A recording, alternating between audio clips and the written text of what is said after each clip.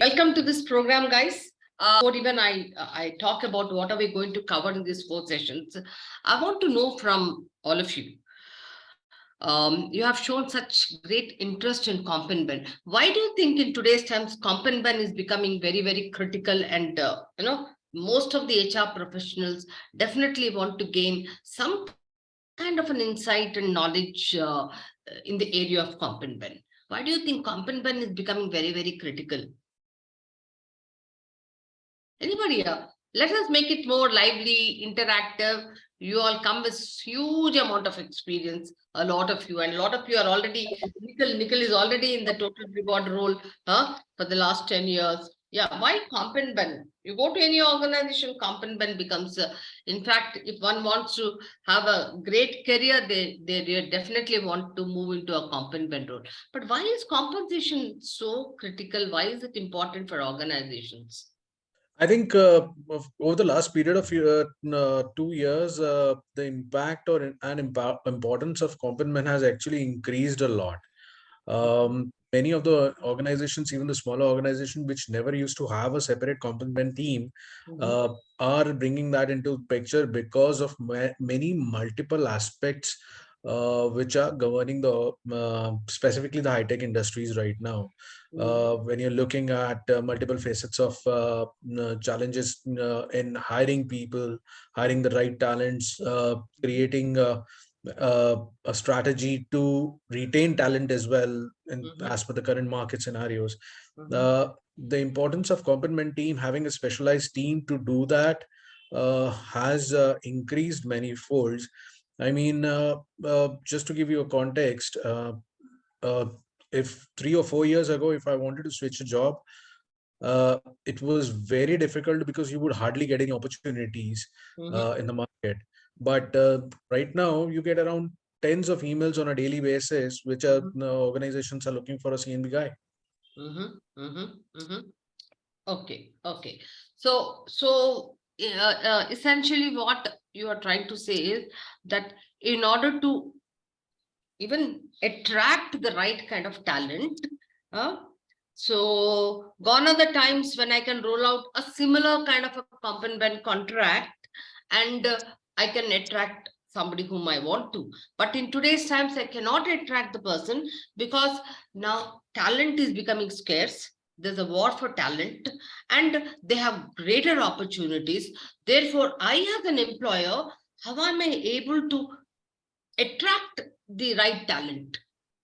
And and then you find that even with your employee engagement surveys, that the right kind of compensation benefit, you may be giving some x amount, and x company may be giving the same amount as y company. But what is so different? Why should an employee join x company only and not the y company, right? So how can you actually differentiate, and how can you have your compensation in such a way, what we today call it as total reward, so that it is more holistic and wide. So essentially what you're saying is compensation is a great tool to attract, to motivate, to retain your talent, right? There could be other things as well, but yes, definitely compensation benefit becomes a most important critical tool. So yeah, very rightly said so. So ultimately, as Nikhil says again, the talent is becoming, the right kind of talent is becoming scarce. And there's a huge war for talent. So what are we going to cover in these 4 sessions? So essentially in session 1, since at least 80% of the people are very, very new to compensation and benefits, so we're going to build in terms of, hey, what is this compensation? How is it impacted? Okay, what are the internal and external factors which impact compensation?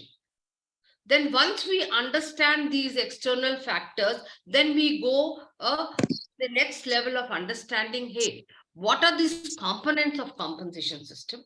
And then we will look at the equity theory, and based on which when we say compensation, we say, hey, internally it has to be equitable, fair, and externally it has to be competitive.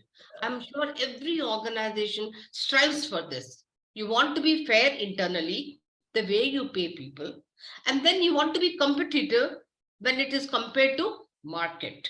And then we'll also talk, so that is called internal equity and external equity. And then we'll also look at individual equity, that is when two people are working in the same role. Hey, how are you actually then trying to make it equitable when somebody puts in more number of hours of work, or somebody works in a very, occupationally hazard area? So how are you actually bringing that fairness there? So we will broadly talk about today the external factors, some of the internal factors, and then all the equity principle, and slowly introduce you to internal equity, external equity, and individual equity. Then begins the deep down level, where in session 2, we're talking about organizations strive to what? How can we pay across all the roles in our organization equitably? How can we be fair? So in order to be fair, we have to know, first of all, how can we be fair? We have to know the worth of the jobs.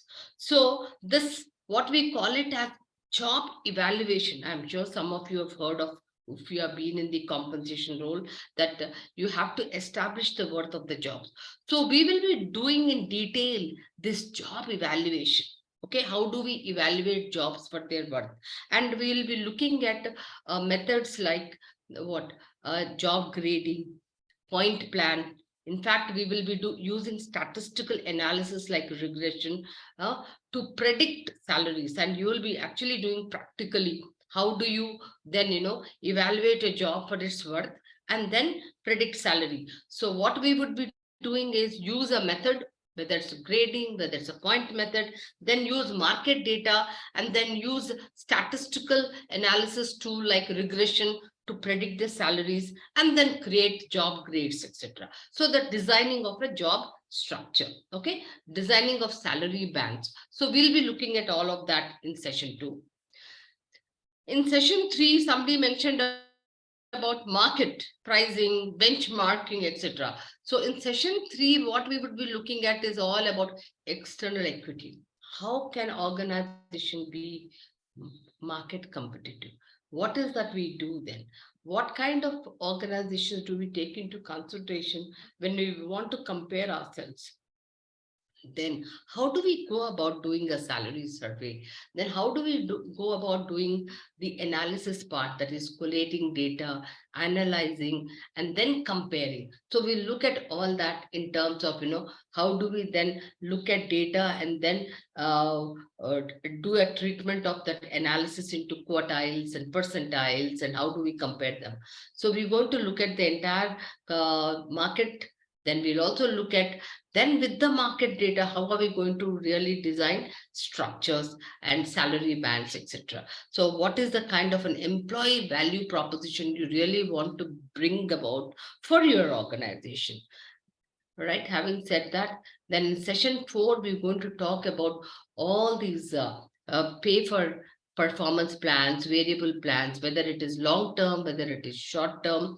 Then we would also be talking about how do you actually communicate this reward program. Somebody talked about total reward. So when we talk about reward programs, so is it just compensation, or is it just benefits, or are we talking about holistically both monetary, non-monetary? What does actually employee value? So we look at total reward framework, and then we'll also look at some of this compensation analytics, which are very, very important, like comp ratio, then like for example market penetration.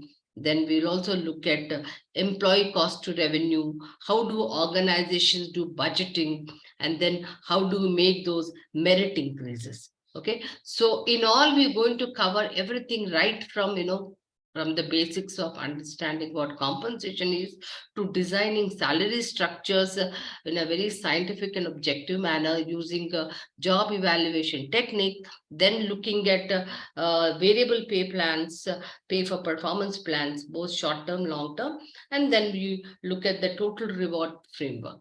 All right, guys.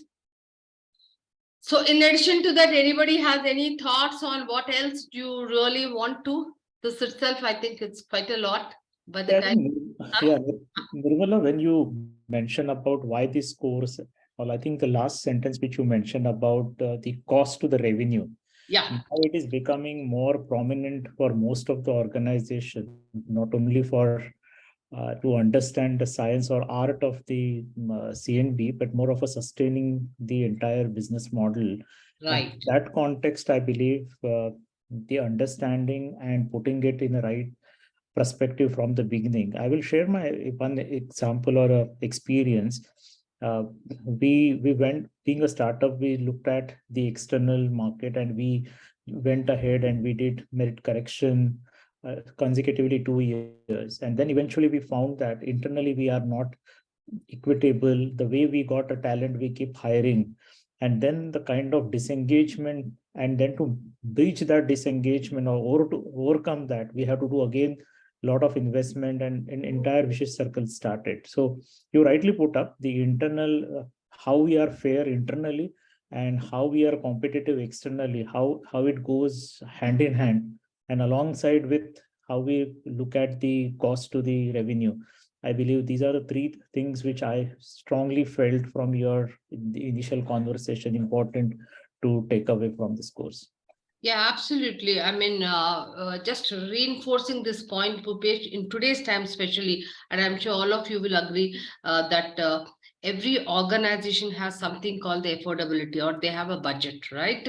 So the very important metric we use for the compensation people is called the ECR ratio, employee cost ratio. All right, employee cost to revenue ratio. So you cannot have wage costs like 20%, 30%, 40%. You'll have to definitely benchmark with your peer companies, whoever it is. And then you have to then see, hey, where am I wanting to pay which positions more, which positions. So there is that lead lag. So we'll talk about all those compensation strategy as such, what is called a pay policy, whether you want to be a leader, lead, lag, on par, or only for certain positions. So how do you actually do that? So we'll get into those nitty-gritty as we keep coming to that. Whenever we are doing those things. All right. Okay, guys. Okay. Okay. So having said that, yeah. So just hey, again, everybody is. Let me just. I thought it'll be wonderful to have all of you have your videos, but as long as you are listening, it's fine. Okay. What I want to know is now I want some interaction.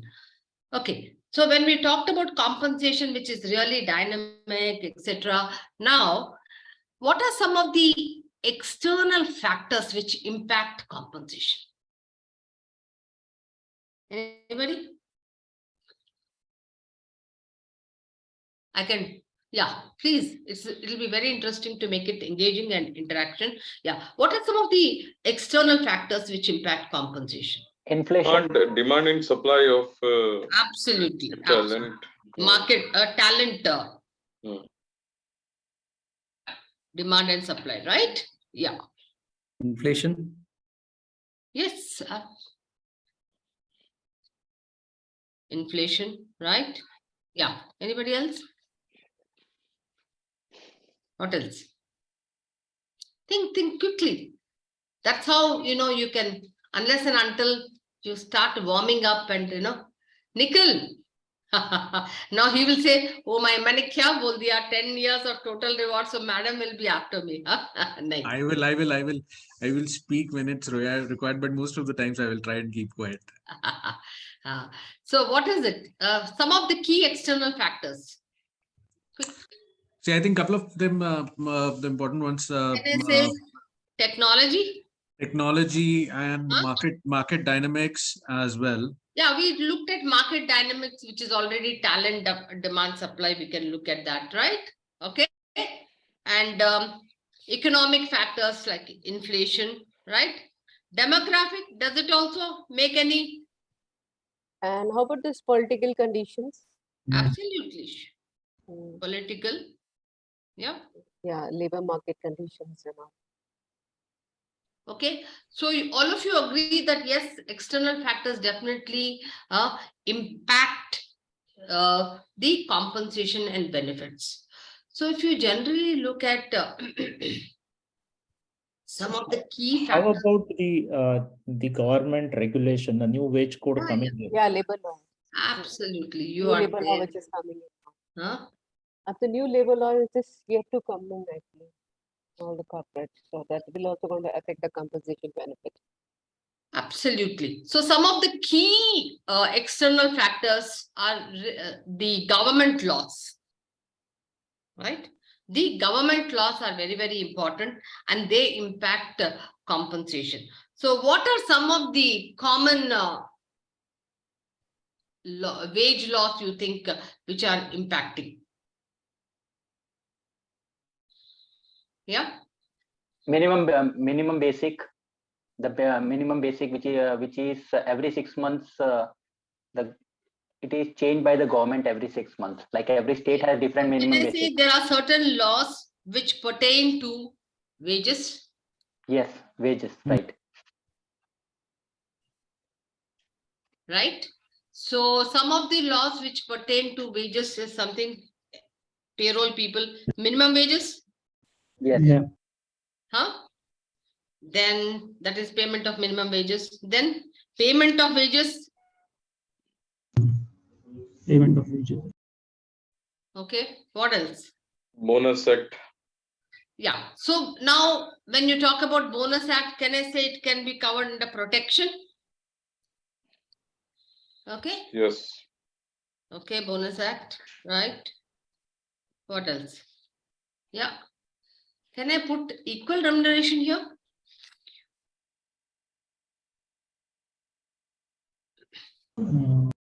Equal remuneration. So when I say equal remuneration, what does it mean? Same job profile, same amount to be paid. There should not be Absolutely. any discrimination due to gender or work profile or something. Caste, creed, whatever. So if you are putting in the same effort, you should be getting the same salary.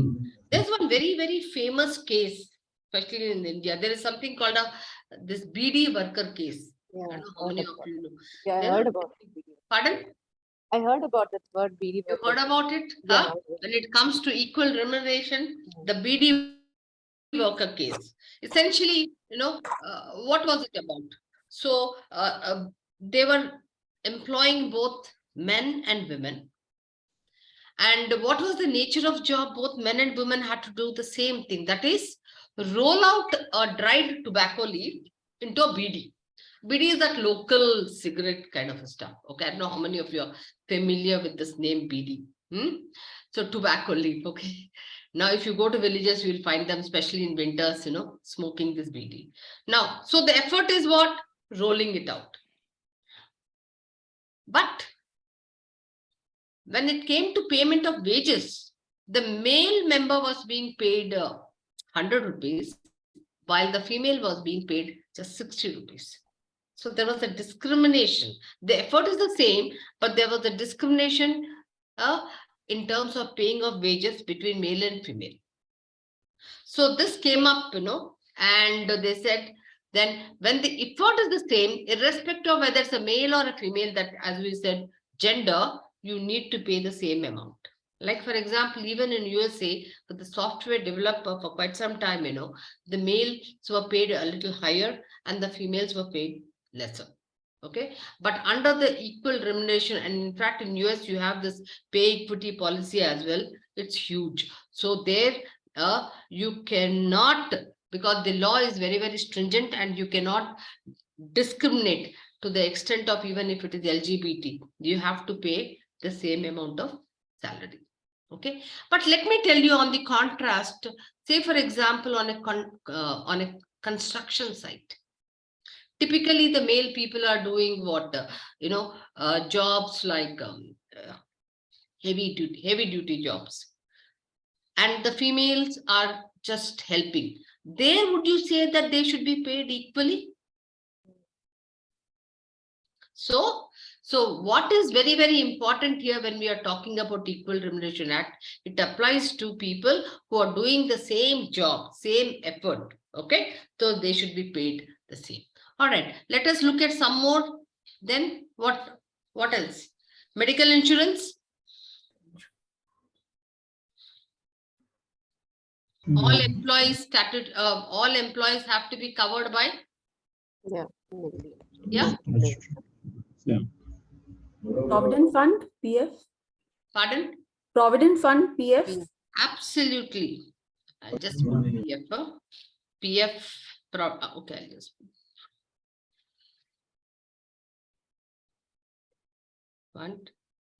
Then we talk about gratuity. Gratuity and ESIC. Then we talk about under medical. Yes. We also talk about ESI. Yep. Right? Okay. So there are laws with regard to wages. There are laws with regard to social security and protection. And there are also laws regarding what? Tax. Right? Now there's one more. What is that? There is, so typically what happens that in any organization, say for example, you are a global compensation manager. Deepali is a global compensation manager for her company. Okay. Now she has to design a compensation structure for a company in Denmark, for her company in Denmark. So what is the first thing? How will you go about it? The first thing is to look at what are those laws which are statutory, mandatory, you need to comply. Okay? As a competent person, whenever I have to design, you need to look at, hey, what are those laws which are actually very, very important and critical? Because laws which may be mandatory for India may not be complied, for the Denmark or in Dubai, because in Dubai, this is very different. For example, when I was doing a consulting assignment, what was important there is we needed to give something like gratitude. Now, the way the compensation structure was designed in such a way that at the end of the year, I mean, when F&F was done, so it was designed in such a way that, there was very less percentage of gratuity, so that for every year you calculate the amount. So for every country, there are very different laws, and you need to really find out what are those tax, what are those mandatory government laws. Then apart from that, we think about, yeah, somebody was wanting to say something. Yes. Yeah, I believe these can be covered in the global mobility policy of the organization itself, if it is operating into various geographies simultaneously. Absolutely, absolutely, absolutely. So in fact, today when organizations are actually going global, so as a global mobility policy, they look into all these conditions. But yes, if a person is shifting from one location to one country to another, and he's going to be back again, so what happens, like for example, a lot of multinational companies, they keep their base salary the same, okay? And because they can't keep changing the structure all the time. So they keep their base salary the same, and then they actually make accommodation for different things depending on the country. Okay. Right. Yeah. Now, the last thing I was wanting to take as a competent person, we have to have a good understanding of all these laws. Then we also have to take the advantage of every country. There might be some law, like for example, in India, there is something called. Yes. Yes. What is that you can do with this? What we can do, in fact, let me share my experience in the Tata Business Support Services, or maybe in the Sutherland. What we did was we took interns, depending on for how many months we could take, 6 months or 1 year. Okay. We took interns where we could pay a certain amount, and we got subsidized by the government. Okay. So So what does it mean? It is not only, looking at what we need to comply, but there's also an advantage factor that we can also take the advantage of these apprentice laws, where if there is a possibility at an entry level, most of the manufacturing organizations do that. They take people as apprentice. As per that law, you need to call that person as an intern or an apprentice, etc. But beyond that, I think you can actually make them do all the work, whatever you want. So that way you are reducing your cost as well. Any questions? We have Yeah. the apprentice law we had done in our organization, where we had taken some trainees and we would be paying them stipend, and we had claimed certain benefits from the government as well. Right. And thereafter, once you complete the training period, you know exactly who are the top performers, who are the good performers, and then you can absorb them 5%, 10% of that, and definitely they can become in the mainstream. That's what we've been doing in most of my previous, organizations. Okay. Now, next, let us look at collective bargaining. Where do you think collective bargaining is also one of the factors which impacts compensation? Absolutely. Yes, absolutely. Yeah, I don't know how many of you are working in manufacturing organizations. Definitely, especially wherever there is this union, right? Wherever there are unions, there what happens, collective bargaining becomes very, very important, and it impacts compensation. Like, for example, what happens is, then you need to actually look at, hey, what are the union demands? Because let me tell you, the union leader knows much more in terms of what is the market paying, what are other organizations paying, and he keeps his demand. So I need to actually take into consideration, hey, what are those wage demands as per the union. In fact, most of the organizations, like in public sector, manufacturing organizations, whenever I was sitting for wage settlement, which happens in maybe once in 3 years, once in 4 years, it's a long process. So you need to comply and you need to go by what are those demands. Because what happens is, as opposed to negotiating on a one-on-one basis here, the workforce which is actually working, which come under the union, maybe it could be 5,000 people, 3,000 people, then you actually negotiate once, and that's it, for once in 3 years. And then it's a win-win situation, both for management and also for the union. Okay, but definitely for the ITS, we're still not into the unionized. As per the Trade Union Act, it only allows the manufacturing organization. The IT and ITS is not a part of this. So we still cannot actually have that collective bargaining, though people are making a hue and cry about why can't the ITS, or the IT form unions. Now, let us look at demographic, economic, and social changes. First, let us look at the demographic. Let me just clear this, because this is an interesting piece which is impacting. Just go to this. Okay. 1 second. Yeah.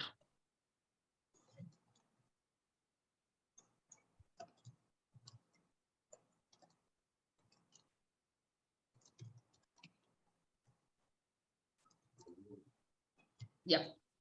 So when we look at demographic, economic, and social changes, what are some of the social changes which are happening?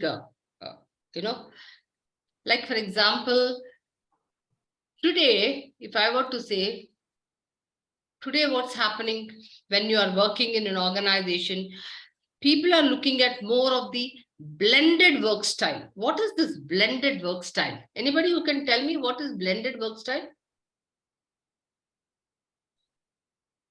People are preferring, instead of work from office, they are asking for work from home. Absolutely. But after the COVID, it has, so the blended work style is hybrid, maybe. Most of kind of hybrid model. Hybrid model, maybe. Okay. And Okay, you're closer, but a little more on that. What is blended work style? Okay, if you recall, maybe, your parents were working, when they were working, they worked only for one organization all through their life, right? Most of them, one or maybe at best two. Today, what do you find? So, companies very fast. in the olden, 30 years ago or so, people would study, say till 20, 22, 23, they would finish their education, then they work for one organization, retire, and enjoy.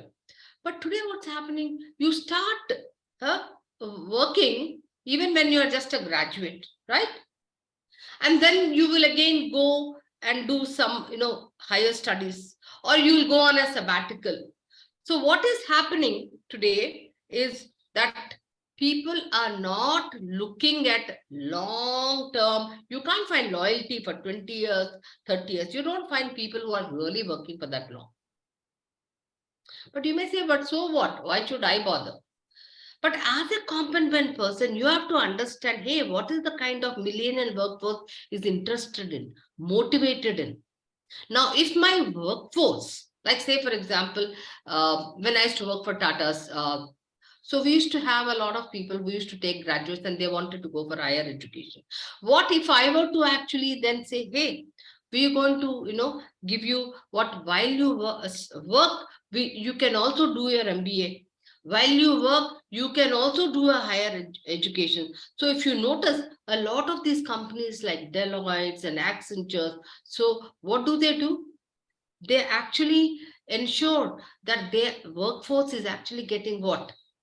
Opportunities to do higher education or whatever be it while they are working. Okay. Now, some people, as you said, they want to work only what? For some few hours. And also study. So are you giving that flexibility? So what does it mean for a competent person? That understanding the kind of demographic and social changes, am I trying to modify my own policies so that I'm making accommodation for that kind of a work? So if you notice in most of the organizations where at an entry level, you have to take a lot of graduates or even 12th class, like the IT especially, what happens? Like, for example, the retail sector, I recall when we were doing a project with them. So we had brought people from the Northeast. Why? Because very hardworking, high level of customer orientation. So what we said, okay, fine. While you work, you also get what? A 3-year retail degree. So what are we doing? We've locked in people. So you study while you work. So we had no attrition. And then after 3 years, then we would take at least 15 to 20% of the people who are really very good, right? So I think such initiatives have been done by most of the organizations to ensure that they keep their employee cost low. At the same time, they are also not having what? Attrition, to ensure that. And sometimes what happens, if you notice in these ITs, the workloads, there are spikes at certain time. There are, so you don't want to have people as permanent employees on your roles, 100% of it. So looking at your workloads, you can actually then say, I'm going to have 30% or 40% of the people. And then for those spikes, I will have this kind of a arrangement, right? Then what is portfolio workers? Today, this has become very, very common. Anybody who can give me a little understanding about portfolio workers?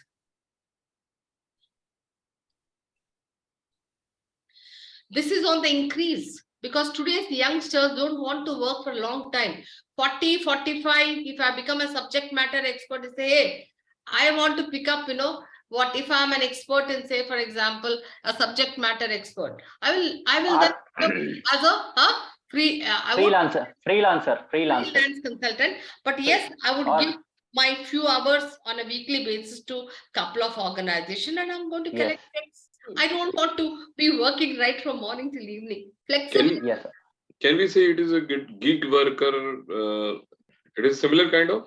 Yeah, we are coming to that. In fact, if you notice the model of Amazon or etc., have you noticed they don't have people on their roles, right? But what happens? They are working on. So the entire model is different in terms of how many packages have you delivered. I won't say because you have come today, I'm going to give you salary, right? It's it. So things have changed a lot because, as if you recall, Nicola was also mentioned, yes, market dynamics.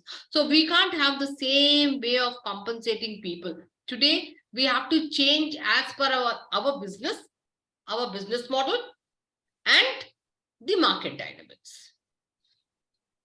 So essentially, portfolio workers are what you are trying to become, like for example, in most of, in my organization, where I needed very unique expertise, I can't really get the best of person for that kind of a salary which I want to pay. So what will I do? And I don't want him to full time on my roles. So I'll pay the best, and I'll pay for those few hours for that kind of a talent, and it is a win-win.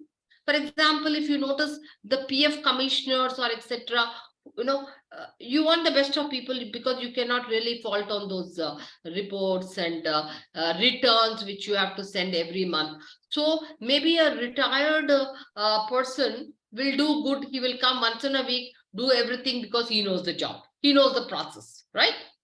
And then he comes at a good, maybe not so much. I don't have to pay so much because I don't have the need for him to work 7 days in my organization. I can just take him as a portfolio worker.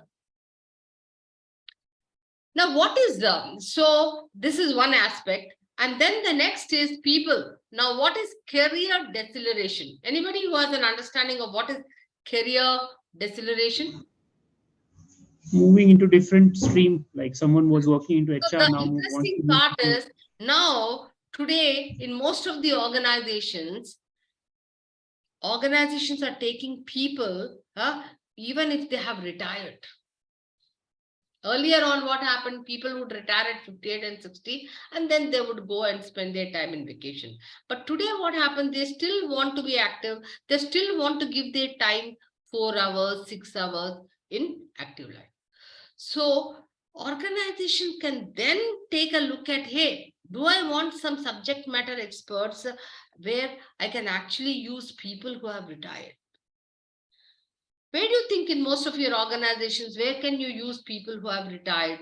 In what kind of roles can you use them? Can you use? I would like to share because this something which our company does, in terms of once the person retires, so that person is taken as a retainer or a mentor to the department. Say, for example, the sales head retires, so he's taken as a mentor to the entire sales department, who is mentoring the head, the next head of sales.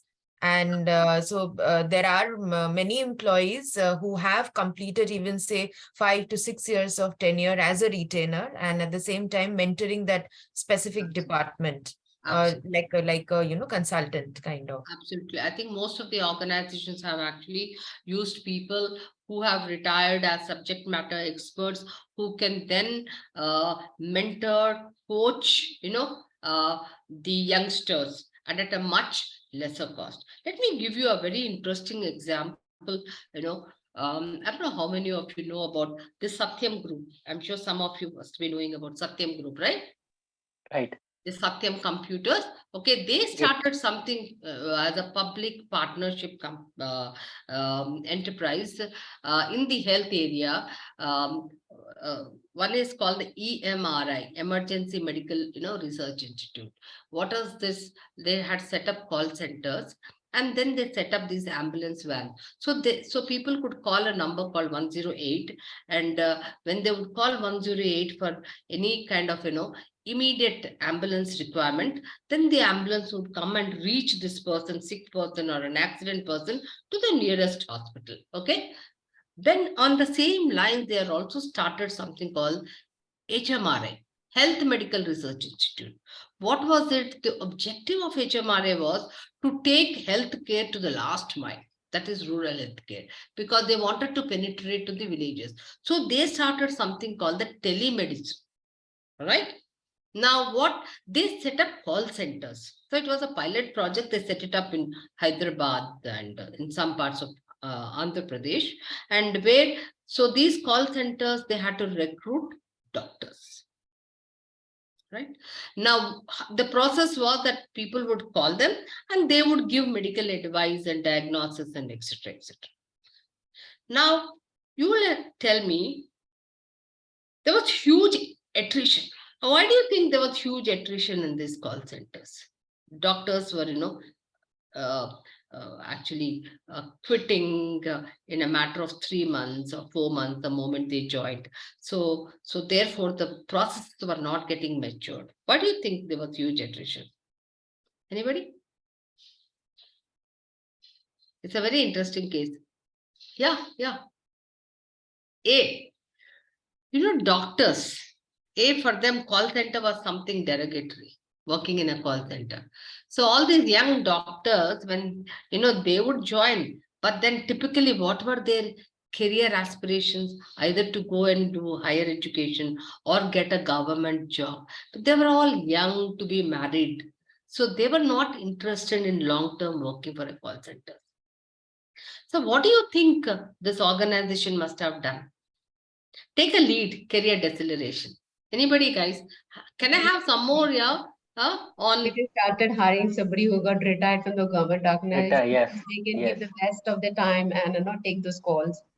Absolutely. What they did was, then they started taking people who are retired. Now, is it such a simple thing? Okay, you can just fix. Okay, you take the retired people. It doesn't happen like that. You need to change everything. You needed to change the design in the sense that these young doctors were working for full-time 8 hours. So they redesigned the job. They broke it down into 4 hours and 4 hours because retired people can't really work in a stretch for 8 hours. Okay. They gave them a pickup and drop. All right. On Saturdays and Sundays, they had great camaraderie. They had some kind of a, club facilities where they could bring their families because all the government doctors knew each other. They were all specialists. Okay. Now, and they came at half the cost. The most interesting thing is what? While the young doctors took about 16 to 20 minutes to do diagnose, that is productivity, these doctors would do it in 6 to 7 minutes. Are you getting me? Why? Because they had the expertise. Okay. So are you understanding that while they reduce their wage cost, they increase their productivity. And then at the same time, there was no attrition because why? They were all people who were well settled, having homes, children well settled. So what I'm trying to say is that even when you are looking at solutions, you need to see, hey, how are you going to, it's not something like, just fixing it and then replacing the doctor. So you needed to work on certain things. Okay. And they were very, very happy. There was high productivity, right? So like for example, in my last job with the Tatas, what we did was we brought retired bank officers. We wanted to reduce the wage cost. So what did we do? We looked at alternative talent pools. We said, hey, what we want is process management, and the retired bank officers are very good at process management. And as you know, the wage cost was increasing, paying very high salaries. So and since margins were low, so we wanted to work on this, bringing alternative pools. We brought people, short service army officers. We brought retired officers. So we looked at different talent pools. Now, when you look at retired, they already get some substantial amount as some, salaries. So they are not looking at the salary which the company is paying as a key salary. So therefore, we could actually reduce the salary, reduce our wage cost by 50%. And it really worked very well. Okay. So these are some of the examples I'm sharing with you. When you as a competent person, you need to look at, when you are looking at your ECR, somebody Naresh said employee cost to revenue. So why do you want to look at these things? You have to reduce your wage cost and be on par with the benchmarks or standards by your peer companies, so that you are able to pay the critical jobs higher salary, because your CEO is not going to pay, okay, fine, we have to increase our wage cost. No. So as a competent person, what is that you will try and see? Where will you reduce salaries? Where will you bring talent from different pools so that you can actually balance? So that is what is the skill which a competent person should have. Okay. Now, having said that, now let us look at the economic. Somebody said, yes, economic changes also impact compensation. Definitely inflation. So what do you do when there is inflation? You are giving them a hike, right? Right. Inflation hike. Yeah. And somebody also mentioned about demand and supply. Definitely that has an impact on compensation. So when there is a huge demand for certain key skill sets and the supply is short of, then obviously you will have to increase the wage cost. Okay. Yeah. Lastly, we look at globalization. Definitely, it has made a huge impact. So the key takeaway in globalization technology is what? That we've been able to outsource. So how is it impacting compensation? So when a software engineer is being paid $60,000 to $70,000 in US, you are actually moving that job. So because of technology and globalization, there are two things which have happened. What is that? You are able to move jobs, okay, to places where you can actually pay less. That is, you have a what? Labor arbitrage and a cost arbitrage. So I use two words called labor arbitrage and cost arbitrage. Anybody who wants to throw light on this? Yeah. So what does it mean? Cost arbitrage. That means I can negotiate on the cost because I've moved a job from a high cost location to a low cost location. Like for example, if you recall all these delivery centers, developmental centers, captive centers, which the multinationals come and set up initially in the big cities, but now they've also gone to the tier 3 cities. Why is it so? What do you think? The cost actually. It's because of the cost. Difference in the cost. Yeah, somebody, Rajesh, you want to say something? Yeah. I said difference in the cost, like paying a person in a metro and paying a person in a tier 1 or tier 2 city, there would be different. That's the arbitrage which Especially if you take an example of HRA, professional tax. Absolutely, the cost. In fact, when you post a person into a high, the COLA, a high cost, like for example, if a person is in Bombay, you'll need to pay more as in comparison to somebody who's in Vishakhapatnam or, somebody who's in Jaipur. So if you notice that a lot of delivery centers have come up in tier 3 cities. Why? Because yes, definitely you have to ensure that there is availability of manpower there, because you can't again get people from outside. So then it loses your the cost advantage. So that's called the cost arbitrage. That means you are having what? The you can negotiate on the cost. What is labor arbitrage? That means availability of people at a lesser cost, the skills available. So if you notice now, a lot of the call center jobs have shifted from India to Philippines. Yeah. Right? Why? Because it's like, because people from Philippines, they have a flair for speaking better in terms of, the kind of accent. Now, in India, you have at a higher level. Now we have taken up all analytics jobs at a higher level. The low-end ITS jobs have all shifted to places like Philippines, Manila, etc. Okay, so essentially, what has happened because of technology or automation, you are able to eliminate the lower jobs. Have you seen most of? In fact, when the first time when I went to Switzerland, I saw that there was just one person or two persons in the airport. Like for example, in India, in Indigo, you have to do. There are people to do everything for you. That is right from ticketing and boarding, etc. There you have to do everything. Why? Because of the huge cost of wage.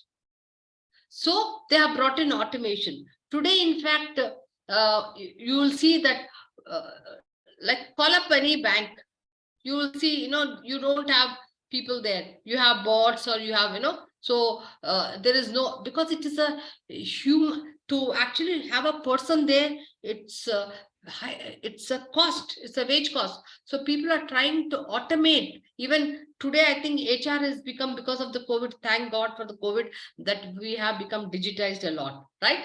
Now, even with the mobile, you can do your onboarding, you can do your name anything, you can do your hiring, everything.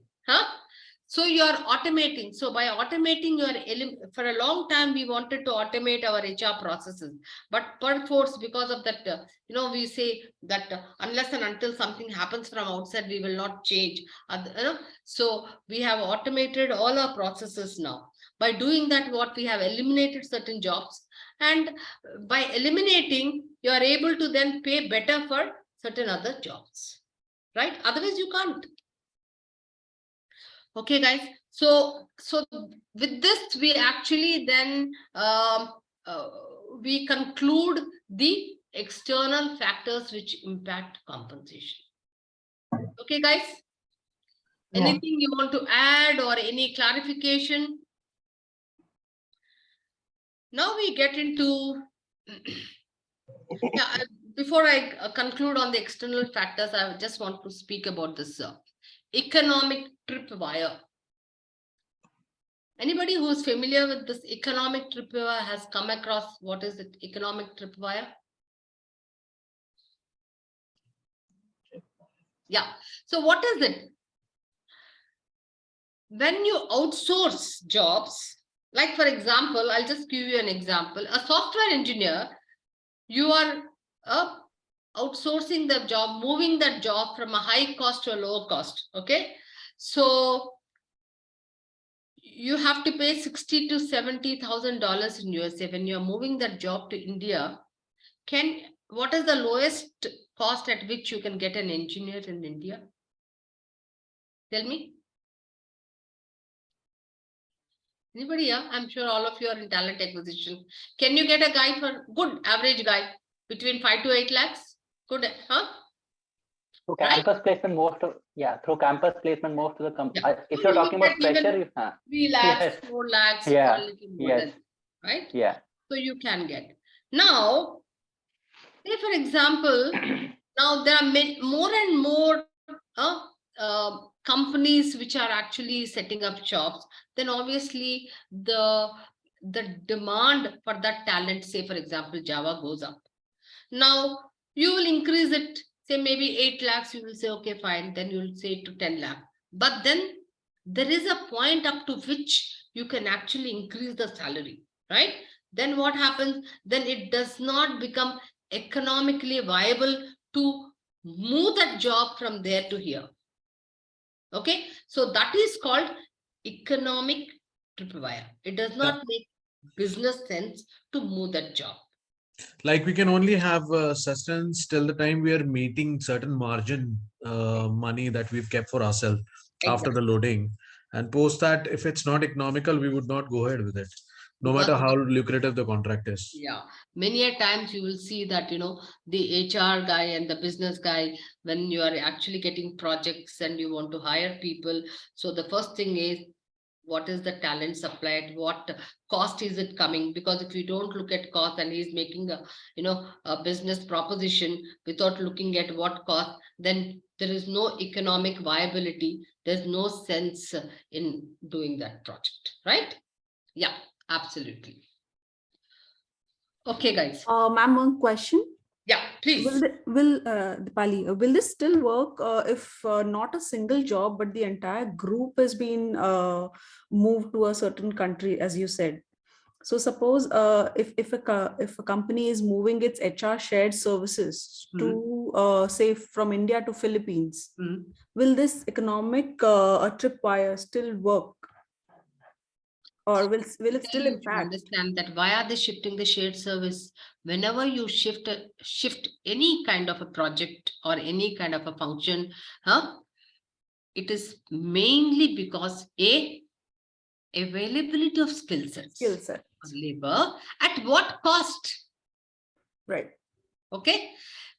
Maybe the cost is low, but if the availability of skill sets is not up to the mark, then what is going to happen? Then you're going to have issues of delivery. So you need to keep into picture both the things, at what cost, and are you having the availability of talent or skills? Of the talent, right. Very important. Got So in Philippines, if the availability is there and the skill sets are there and at a particular cost which you want, because you want to actually increase your margins, then you will shift it. All this concept about shared service is all about because what you want to reduce your costs and make a huge impact on your margins. And at the same time, you are wanting to leverage it, right? Right. So is there again because of the compensation model? Aligning it to your business model. So your compensation strategy has to be aligned with your business strategy. It cannot be in silo, it cannot be in isolation, because compensation strategy has to be aligned with your HR strategy, which in turn has to be aligned with your business strategy. Right?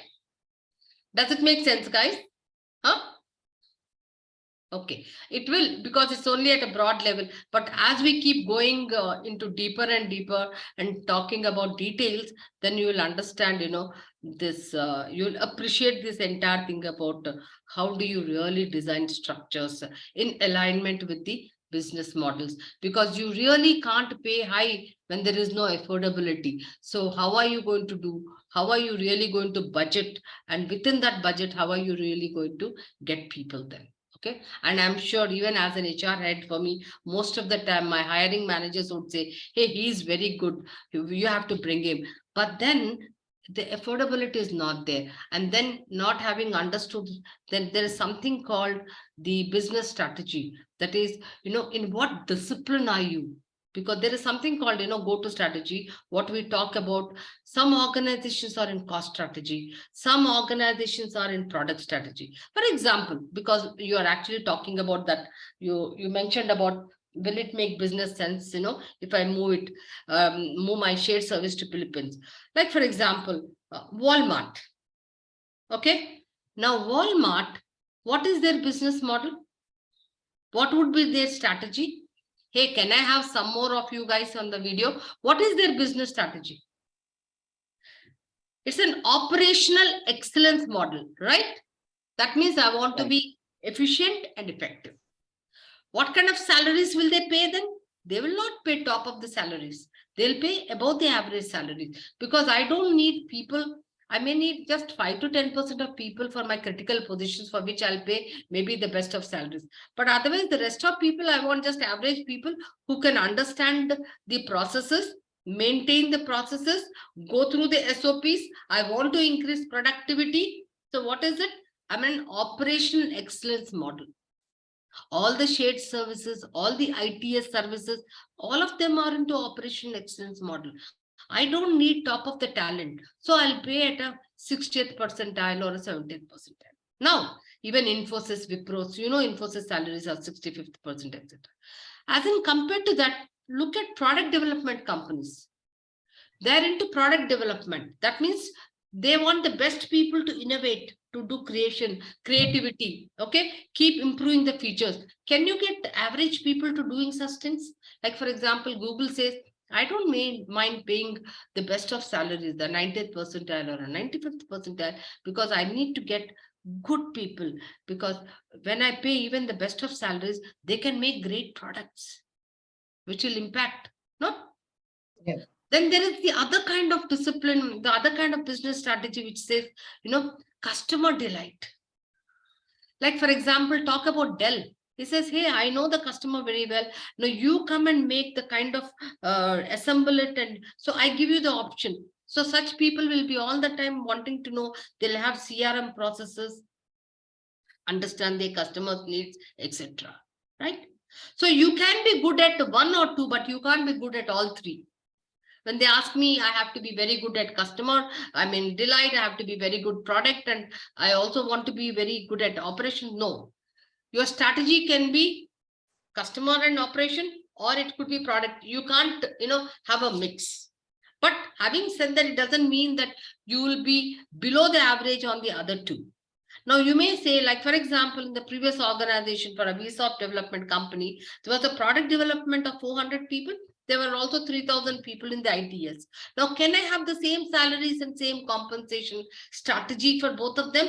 No, because their business strategies were different. One was a product development, the other was a service company. Because the kind of people I need for product are different and the kind of people I need for ITS are different, right? So I pay less for ITS because they are average people and I pay best for the product development. That's it. Okay. So we will talk about compensation strategies and how do you, when we talk about market in our next session or the third session, we'll talk about compensation strategies, the pay policy, and also what kind of strategies people, organizations have. It could be a performance strategy, it could be a retention strategy. Then how do you actually then design your total reward framework? Okay. So for now, I'm just touching you, it's like, tip of the iceberg, just to get you a feel of it. All right, guys. Now we will be going into the next module, okay, talking about what is compensation and what are their components. Because before you design a compensation structure, you need to understand, hey, what are those parts of compensation? What are those components, right? Okay. In our previous module, we talked about the external factors which impact compensation in general. So it was very general. So can you just give me one or two factors which impact, external factors which impact compensation, just to get the feel that you guys are there and involved? Something we discussed regarding politics scenario and labor laws and yeah, I the mean, major factors. We talked about government requirement government laws. changes, Inflation, government economic, laws, regulation changes, government laws inflation. We and talked about regulations. collective bargaining. Yeah, market scenario. We talked about socio-economic demographic, right? We talked about globalization, technology, political, social. All right. Okay. Having said that, now let us now talk about. So what is that? How do you understand compensation? When I say, hey, compensation, what is it? What does it mean to you? it's a salary. It's something we receive in the cash, like in generally in term. It's something you pay to the worker, in return of some service or something which he's doing for the company. Yeah. So when we talk about compensation, essentially, what is it? That means that what the employee gets, both in terms of monetary, non-monetary, right? But why is he getting? For the effort he has put in. For the effort he has put in, for the time he has put in, for the competencies he has put in. So what is that he gets both in terms of monetary and non-monetary? So when we talk about compensation typically, so what does it say? Compensation is the value that an employee receives in the form of either money or benefits in return for the performance or efforts put by him. All of you agree with this? Okay.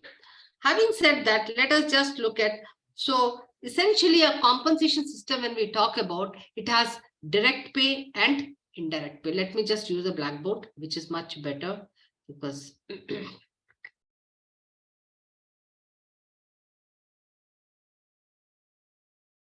yeah. So when we talk about a compensation system, we say direct pay, okay, and indirect pay. So when I say direct pay, what is it? The salary. The salary, Monthly salary. Monetary salary. Monthly salary. salary incentives. Yeah, salary, wages, performance bonus. Great, you are. So anything related to money. Money. Or can I say cash? Yeah. Okay. And what is indirect? Like benefits. Which is, can I say non-monetary? Non-monetary, huh? Subsidy. Which is in the form of typically what? Focuses, benefits. You may say, but when you are getting something, when you're a gratuity, you get cash, PF, you get cash. Yes, but these are like retires after, after retiring. So when you talk about direct pay, It's all about cash, which you can get maybe in a year or 2 years or so. All right. So all about cash. Now let us actually look at just direct pay. Right. So when we look at direct pay, now direct pay can be a base pay. All right. Base pay is also, it can also be hourly wages for a person who works, for a worker who works for number of hours per week, etc. So base pay. Now, what is base pay? Base pay is guaranteed pay. That means once you are contracted, you have a contract, employment contract, and the employer promises to pay you X amount. Whether you perform, whether you don't perform, you have to pay that amount. Guaranteed salary. It does not come with any risk. Got it? Base salary. So how do you calculate base pay? It is through, anybody?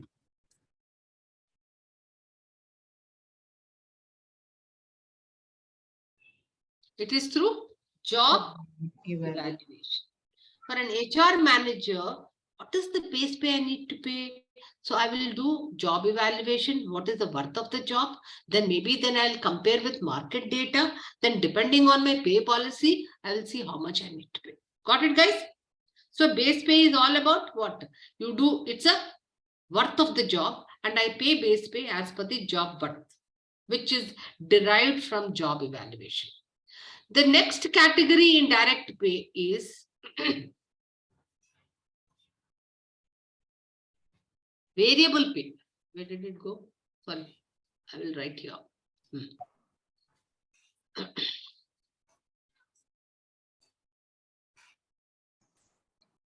Very common word. I'm sure every company is you have in your payroll variable pay. Now, what is variable pay? Performance bonus, which is not fixed, or it depends upon your performance. Pay with some risk. This pay is with some risk. If you are getting a variable pay of 100 rupees this month, you are not guaranteed to get the same 100 rupees next month. There's a risk attached to it. Right? Now, the risk could be of different ways. The most common variable pay is what? Performance pay. Performance pay. A classic example is sales guy. Yeah, it's like commission pay or something. Sales. Commission. That is, if you sell Toyota, you will get so much commission. If you sell a Ferrari, you will get so much of commission. Or if you sell 100 units, you will get X amount of commission. If you sell 200 units, so what is that? There is a predetermined criteria set. So you know how much can I make if I achieve that.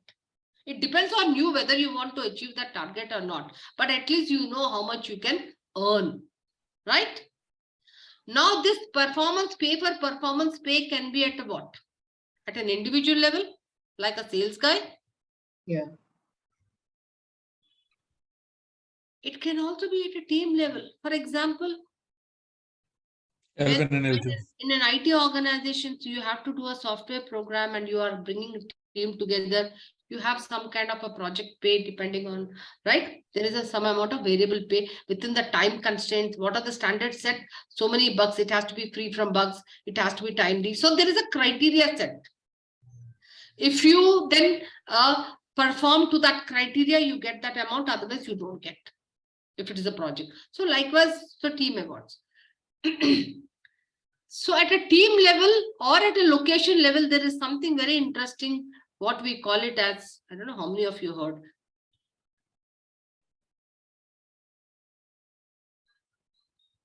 Have you heard this word called gain sharing?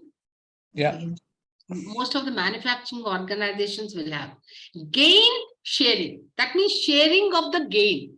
That means why do organizations have this typically variable pay? Why? You want people to stretch and produce more and get more, then what happens? It does not impact you with a wage cost, unlike the base salary. So how do you ensure people to stretch more? By having performance base. Now, what is gain sharing? Mostly, it's a common thing to have this in a manufacturing organization. So you want the people who work in a location or who work in a unit. So you want to ensure that your productivity is up to quality. Less use of resource materials. There is no what.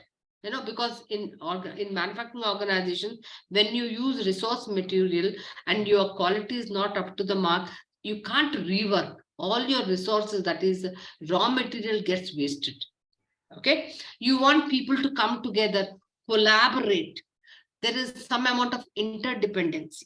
So gain sharing, then how do you actually have productivity indexes based on 3 years or 4 years past data? They'll say, hey, you have to make this X amount. If you make anything more than X amount as a group, then all that will be shared month on month.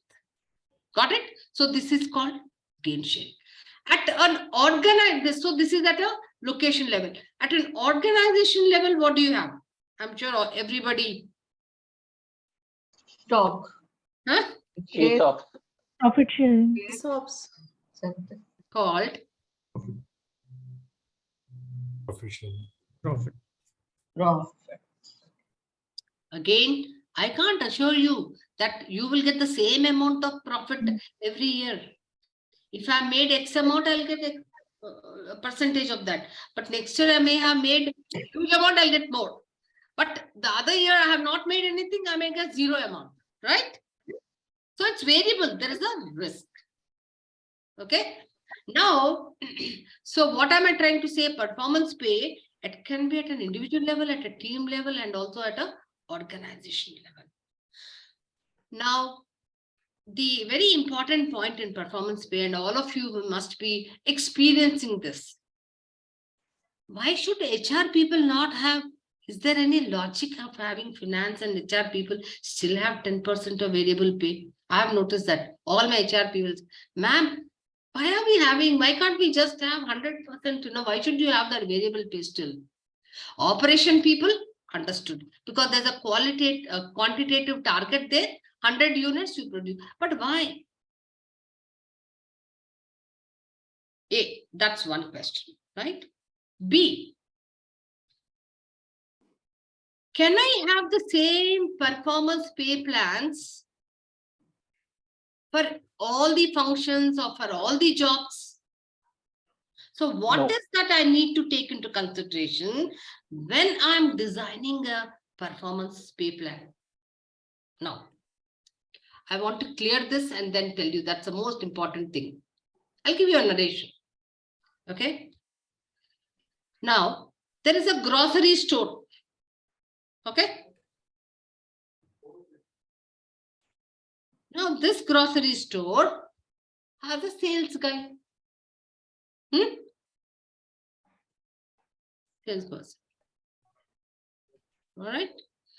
Now, he can make, say, 100 units. Okay. Average guy. Now, he's an average guy at an average level. Now, if I have a very top performer, top guy, he still can make only 250 units. He's a top performer, but still he can make only, that's the optimum. Why? That 250, why can't he make more? But there's no motivation factor. However, it may be he'll pay the same. Come again, Meena. I just missed out. I'm just saying that why he's not increasing his job performance just because there's no motivation factor. He knows that he'll be paid the pay factor. No, but tell me, but my footfall is only this much. This is like when I did an assignment somewhere, they said, ma'am, we are able to do more, but there is no business. So obviously my variable pay is less. Are you with me now? Yeah. So for a salesperson, which is a grocery store, there is something called, that performance stretch. That means even if they stretch, there's a limitation, right? You can't make more. But say, for example, I'm talking about an insurance agent.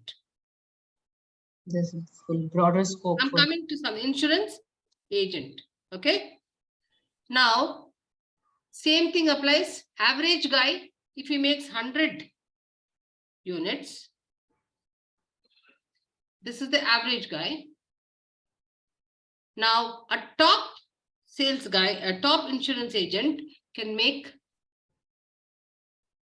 500.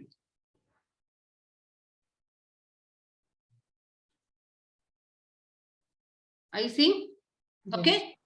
So what does it mean? So that means I can have a higher percentage of variable pay here and reduce my base salary because the scope of earning more is here.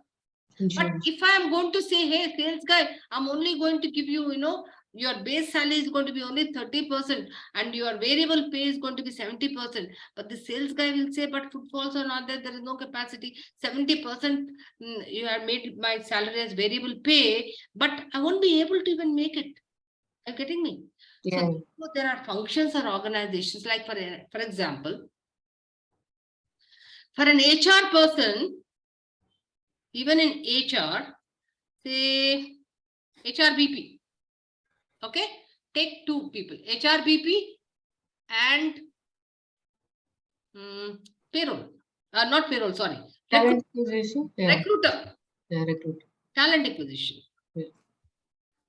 If I say HR recruiters, variable pay will be, say, I will keep it as 40%. And HRBP also, I will say 40%.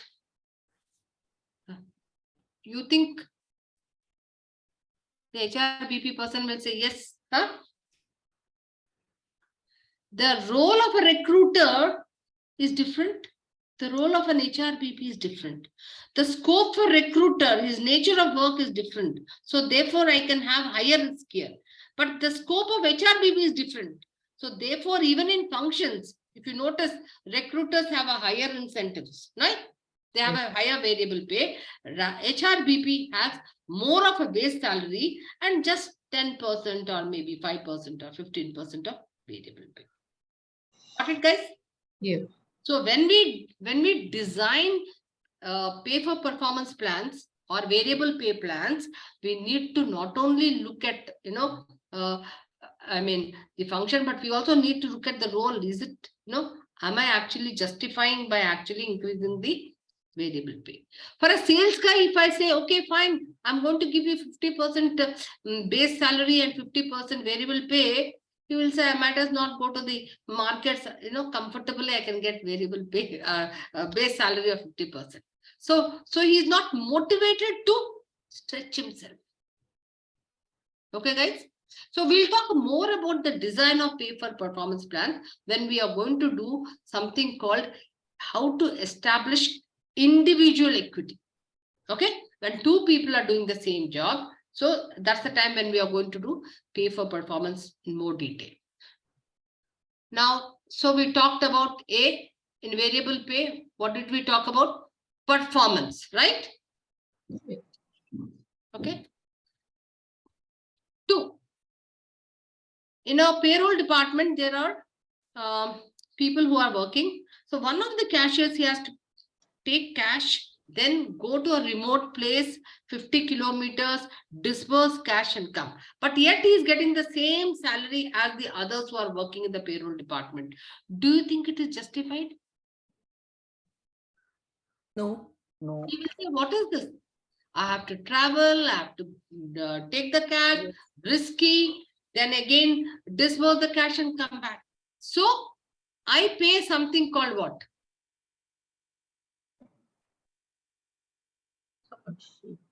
Hardship. Anything over and above I'm paying, I must get something, right? So I'm doing like cashier, he does for 3 months. So hardship. Can you give me some examples of hardship allowance? Quick. Night shift. Yeah, I gave you a clue. Huh? Yes. Tell me, what are the others? Quick. In our company, we have something called early morning shift also, where we will log in at morning. One is graveyard shift, you'll get 100%, then you'll get, if you are just overlapping, you'll get what we did was to establish equity. People who are working from say night 9 or 10 o'clock shift to morning 5, they get the maximum. Okay, so people who are just coming in at 6 and staying till 10, they also get some amount of night shift. So you can differentiate depending on the hardship. Now you get something like rig allowance, overtime allowance, And deputation allowance, right? High On-call allowance. altitude allowance. So it is applicable to wherever people are doing something over and above their job description. Okay. Now you may ask me, but why can't we factor this or roll it up into the base salary? Why can't we do that? It can be rolled back anytime because the shift can change. You can't roll back. Once you have put it into the base salary. No. I'm talking about the hardship. It cannot be put into the base salary because the hardship or night shift can be changed accordingly. Exactly, because today Adir is there in the night shift. I will tell him, okay, fine, now you are shifted to day shift. Right. Then you cease to get that allowance. Right. Today, for 3 months, I'm sending this cashier for disbursement. After 3 months, then I will rotate it. I will put another person. That person is going to get that allowance. Right? Right. But there was an organization, I forget now that name, I can't remember, when we were doing something in Baroda. The entire organization was working at night. Then does it make sense to still add night shift allowance? No, because that is their regular working hours. That's a regular working hours. So they might Right. as well structure the salary in terms of factoring in even that hardship and putting it. But that's a regular work. Because why? It's going to add up to your administrative expenses also. Because for the payroll guy, there are a couple of people who are doing payroll. They know how it is. If you break up into more, you will need more man hours to do the work. Because you have to keep it simple and easy. Right? Okay. So hardship allowance. Now, there is something called merit incentive. Now, this merit incentive is of two kinds. One is, it's also called skill allowance, cross skill and upskill. Now, for example, Volkswagen, when they hire and recruit a welder, they will also write in their contract, this is a fitter. They'll say, if you actually then train yourself as a welder, go through the process and then get assessed by a training academy, you will get an additional incentive. What does it mean? Why do they do that? In an IT organization, so you are looking at, if a guy who's a coder, he will also look at, if you can actually do your quality certification, you'll get an additional increment. So it reduces the cost of not hiring the other person as well. Because software engineer, if he does the quality also, then the individual job he is doing alone. Absolutely. So what is that? As a, whether you're a competent person or whether it's a HR head, you need to understand, hey, can I have people trained in cross skills so that it can reduce? I don't have to hire people for every skill. It helps me in my attrition. It helps me in my turnover, absenteeism. If there is a person who's not there, I can put that because he knows, no? So therefore, organizations, if you have noticed, they are now they are motivating people so that they can retain people. GE is one very good example. So they pay less salary, but they'll say, hey, ensuring them to get cross-skilled. Okay. Now, what is upskill? Upskill essentially, let me give you an example. Say, for example, there is a guy who just a BCom guy who is working in Citibank. Okay, now he's a top performer, and you're telling him, hey, in 5 years, you can become a manager. If you can get certified in what? Chartered accountancy or maybe company secretaryship. Okay, and you're also giving him a milestone in 3 years, part 1, and then the next 2 years, part 2. And every time you get this, you're also getting an additional increment. By the end of 5 years, you're going to get promoted. You're also getting additional increment. So what happens? This top performer, he's going to stretch himself. He's going to really then, get certified, trained. He will upskill himself. What is the advantage for organization, for employer and employee? For employer, like it, something like we'll be retaining and stretching the employee for longer period. And thing is that once he completes his course, and we'll be getting a skilled employee for us. You're retaining your top talent. You don't have to buy them the pie from the market. You're building your talent by ensuring there are career pathing. But you're saying you're going to become a manager. You're not going to give him anything. Obviously, then he will get those certifications and go for 2 or 3 times salary to another organization. Yeah.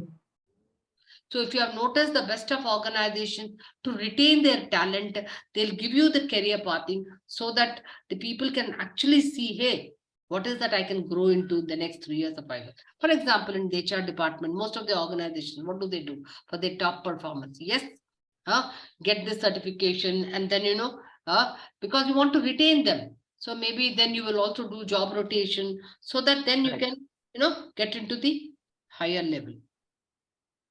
For example, I've noticed a lot of compensation benefit participants who come, it's actually upskilling themselves as a part of career path because they want to go to the next level. After having done talent acquisition, after having done HR business partner, onboarding, etc., then say, hey, because we want to understand the entire organization, now we want to learn compensation because the organization themselves are sponsoring us for the certification so that we can go to the next level. Got it, guys? So is it a win-win proposition for organization and also for the employee? Yeah. Right? Yes. So this is the cross-skill and upskill.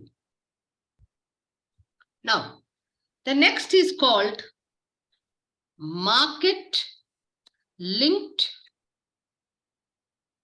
retention bonus, or it is also called hot skill bonus. All of you are working for IT and ITS. I'm sure you have come across this word. Yeah, hot skill bonus. Yeah, sure. There's some skill really is scarce in the market. So to retain those candidates, or maybe to no, but the company can have scarcity in some XYZ skill sets or technology, but I don't need them. Then it's only for the scarce talent actually. So what happens every year, the organization, they actually look at, there is something called market intelligence, and they will see that, hey, what are those skill sets which are becoming hot and we need them as well, right? So what happens then they don't want their, because obviously your companies will start poaching, and whenever there is something, mom and pop shops come up and put up their stuff, they want people who are already there, set up processes. They may be paying 2 times the salary, etc., and wanting to poach. So organizations have to know what are those skill sets which are becoming hot, and then they give something like a hot skill bonus or MLRI, what do we call market linked retention bonus or incentive, maybe for 2 years, maybe for 3 years. But why am I not rolling it in the base salary? Why am I giving it like a hot skill bonus? This will become common in the future. Because after 2 years, it may not be hot. Yeah. For example, there was a time when, AI, ML, but now do you find that kind of a talent scarcity? No, you have plenty. So initially, yes, there will be a scarcity, but after some time, and especially knowing India well, MBAs, what is the state of MBAs today? Can you get an MBA for even 5 lakhs? Yes, you can get. But tell me, now the interesting fact is, have you noticed that the chartered accountants, so what has happened is a strategy, the CA, the institute, rolls out only that many chartered accountants. It has not, to keep their supply check. So chartered accountant salary, which was not so much, now he gets a minimum salary of a chartered accountant in a Deloitte and where he still gets 50 to 75. But engineer, the number of engineering colleges, no more, you can get the quality, doesn't matter, but you have huge in quantity. So in fact, it's a the CA Institute ensured that the chartered accountants are constantly retrained.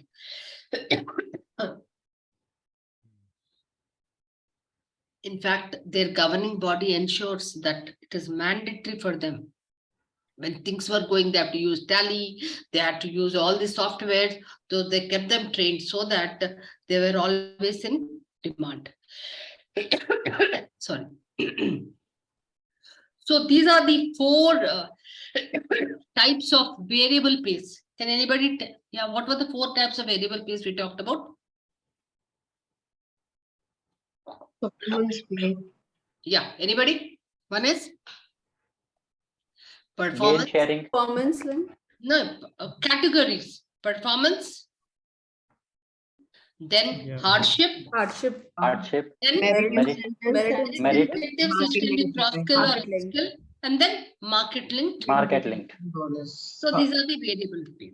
So variable pay, as the name suggests, contingent. It varies, right? There is a risk factor. Now, under the direct pay, the other category is what? I'll show you the slide as well. Deferred pay. Deferred pay. What is deferred pay? That means the payment is made, deferred at a later point of time. Okay.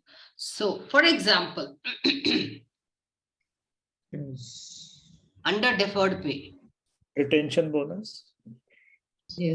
Your company shares ESOP, yeah. no? ESOP, yeah. Employee stock option. Yeah. Bhupesh is a very good top performer. He's been working. So it says, okay, fine, today I find you very good. So here is the letter of intent, and I give you so many shares, but you can only at this price, everything is negotiated. So many numbers and price, but you can actually cash them after, say, maybe 1 year or 2 years or 3 years, depending on the number of years you want to really retain him. Right? And sometimes you have this mixed 500, you can cash now, 500 later, and all that stuff. But right now, that is just a piece of paper. So today, if you leave the organization, you don't get anything. But even after 2 years, when you want to encash it, you have to look at it. The market price is really very high and you are getting offered much less, you can cash it. Otherwise, you may not. Okay. So employee stock option is actually what? A retention tool, and it is a deferred pay. We'll talk more about it when we are doing the performance plans. Okay. How is it? We'll give you a I'll give you a glimpse of how do you actually, formulate this? How do you decide what are the legitimate considerations of ESOP, etc. Okay, a little bit of, and more as a supporting material. Now, retention bonus. Do you get it immediately when I say you have a retention bonus of, say, 15,000, 20,000, 30,000? You don't get it, right? For the number of years, 3 years, I'll say, okay, first year you get about 20%, second year about 30%. But say, for example, my retention bonus is for 3 years and I leave in the second year. Will you still get your retention bonus of the third year? No. It will be paid till the time you're there. Joining bonus.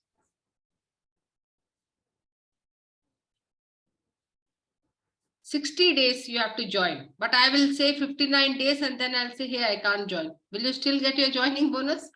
No. Only if you join, you will get it, right? Yeah. Okay. There is something called annuity plan.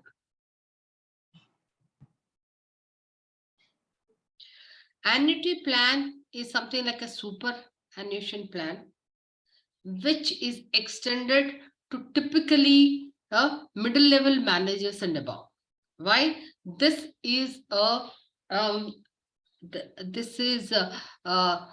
you can call it as a benefit which is extended so that managers who have to pay huge taxes, so in order that there is this tax, you are saving on the tax, rather than getting it as a tax deduction, you can save that amount as an annuity plan, which gets then invested in LIC, etc. And you get it only after retirement or when you leave the organization.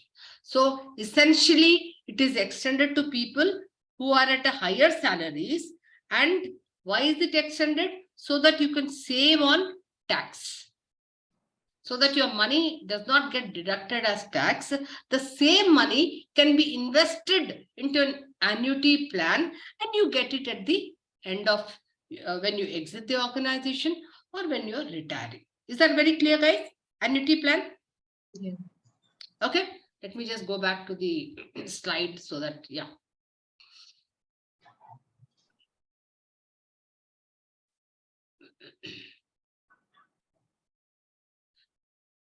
Okay. So we spoke about what till now? Direct pay, which is base pay, variable pay, deferred pay.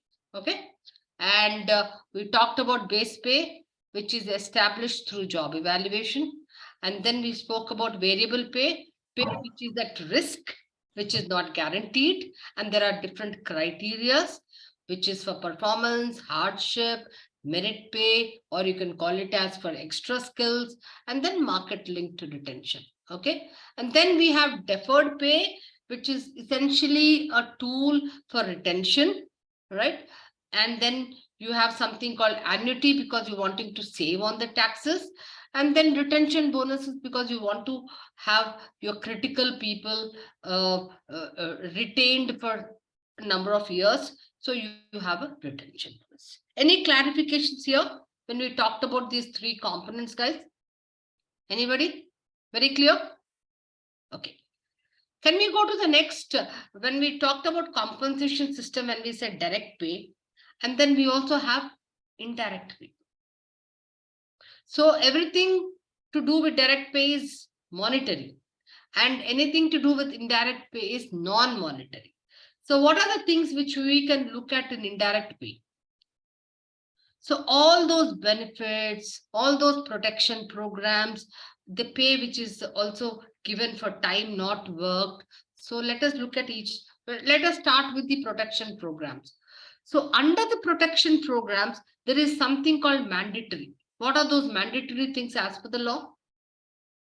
Gratuity is there, one's Gratuity is provident there, fund. PF is there, Parents. ESI is there, Insurance. all the retirals which are as per the government laws. All right, insurance, etc. But over and beyond, are organizations also doing something in these areas? Yes. To retain people, if you have noticed that today organizations are extending insurances. Parent. Other members of the family. Why? Because when you buy at bulk, the premium comes down. So they are saying, okay, fine, you can partner with us, paying certain percentage. Why? This is essentially to retain your people. So if you see when you are hiring, people will definitely ask, okay, what is the kind of benefits are we getting, especially with respect to today after COVID? I think people are very particular about especially about health insurance, medical insurance. What is that I'm going to get? What is my family going to get? Am I right? Yes, yes, perfectly right. Not so much about, why do you think a lot of people join public sector? Of course, there is a career driver there, more for the sake of, what is that we call it as safety. They don't want to get into risk. But most of the people, I don't mind getting less salary here, but at least, Benefits. My job is I'm secure. not fired. Yeah. My entire, retired, and even after that, my medical is being taken care of both for self and family. Yeah. Family. People who Yeah. don't want to risk and who want certain kind of a safety, they'll say, hey, I prefer to join an organization, even at much lesser salary, but where there is guaranteed, benefits and guaranteed salary, not a pink slip, anytime and every time. I can't take that risk. So that's a different, I'll send that instrument. I'll ask Wilma to send it, career drivers, Richmond scale inventory, to understand what are your motivators or what are your drives, because people join organizations or people take up positions depending on what drives them. So we'll talk about that when I just make you do that instrument. All right. So protection. So over and above, like for example, subsidized meals, right? Now pay for time not worked. Like as per the law, you have to give them maternity leave. Do you have a choice of 6 months? Employer, of course, gives sometimes. You have to give on all. 6 months. Leave, there is a paid leave. So over and above, organizations are also giving something called an emergency leaves. If you are sick, you get paid leave. You don't have to submit anything. Vacations. So to rejuvenate, take a vacation for 2 weeks, paid holiday, right? Some of the organizations to motivate people, especially where you want creativity, innovation, product development companies, which want, so they can't have people working in and out, they can't turn out things. So obviously they have different kind of benefits so that people can come back, rejuvenate. This entire thing about even ergonomics, if you go to any of these IT camps, campuses, oh, beautiful, whether it's Mahindra Tech or Infosys, you have everything. You have a swimming pool, you have a cricket, you have basketball. Oh, sorry. Yeah.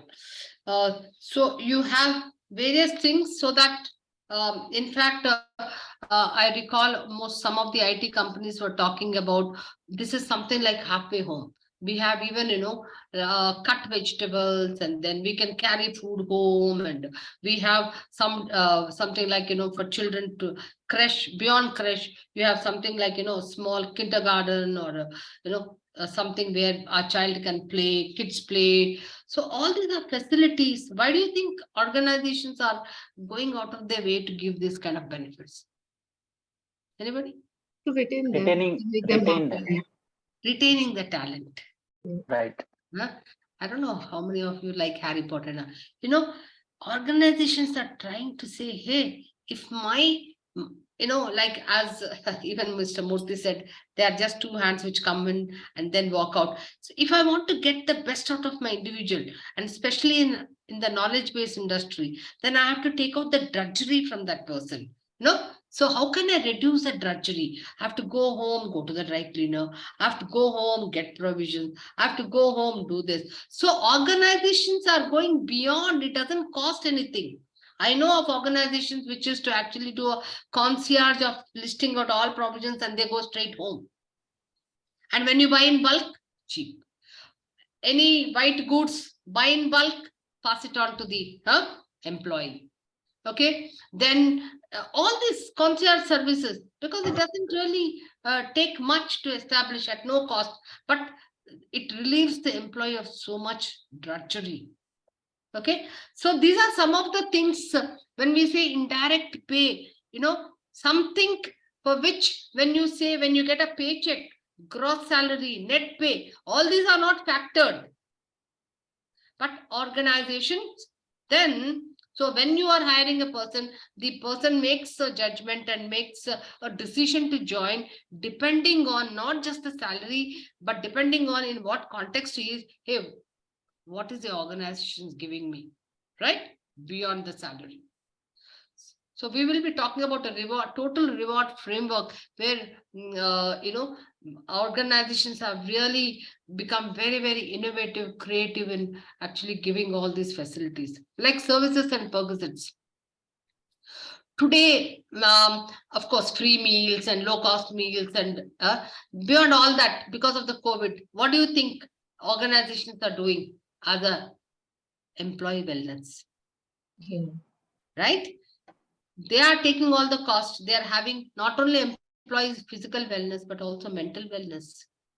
Do you know that I know of organizations, I don't want to disclose, but they are letting people, they can go to, they have 2 consultations with a psychiatrist, because they, with their own surveys, they have seen that mental health is becoming a huge issue as well. In my own organizations, when we were having a counselor coming in, the counselor, though it was very confidential, she would tell me what kind of issues they were having. Actually, So mental wellness, health. So overall wellness is becoming a scorecard. Organization, because unless and until people, they are mentally and physically and emotionally, spiritually, they can't give their best, right? So these are some of the things. And today we also talk about a collaboration quotient. No 2 hands can do everything. So you also want to test for collaboration, how collaborate this person, because there is a lot of interdependency today, right? Okay, guys. So this is all about direct pay and indirect pay. Any questions here? Please. Then we'll move on to the next module. Any questions? Just give me a thumbs up so that, I have this bad habit, unless and until I have that feedback or response. Okay, great. And especially since we are on a virtual kind of a platform, it becomes all the more reason to have some non-verbal and verbal communication. Okay, great, guys. Okay, now this is very important, because all our designing of structures, or even if we were talking about individual equity, all this comes into play. Okay, now the next thing what we are going to look at is the 1 second. Just 1 second. I wanted to talk about the equity principle. Okay. I'm so sorry.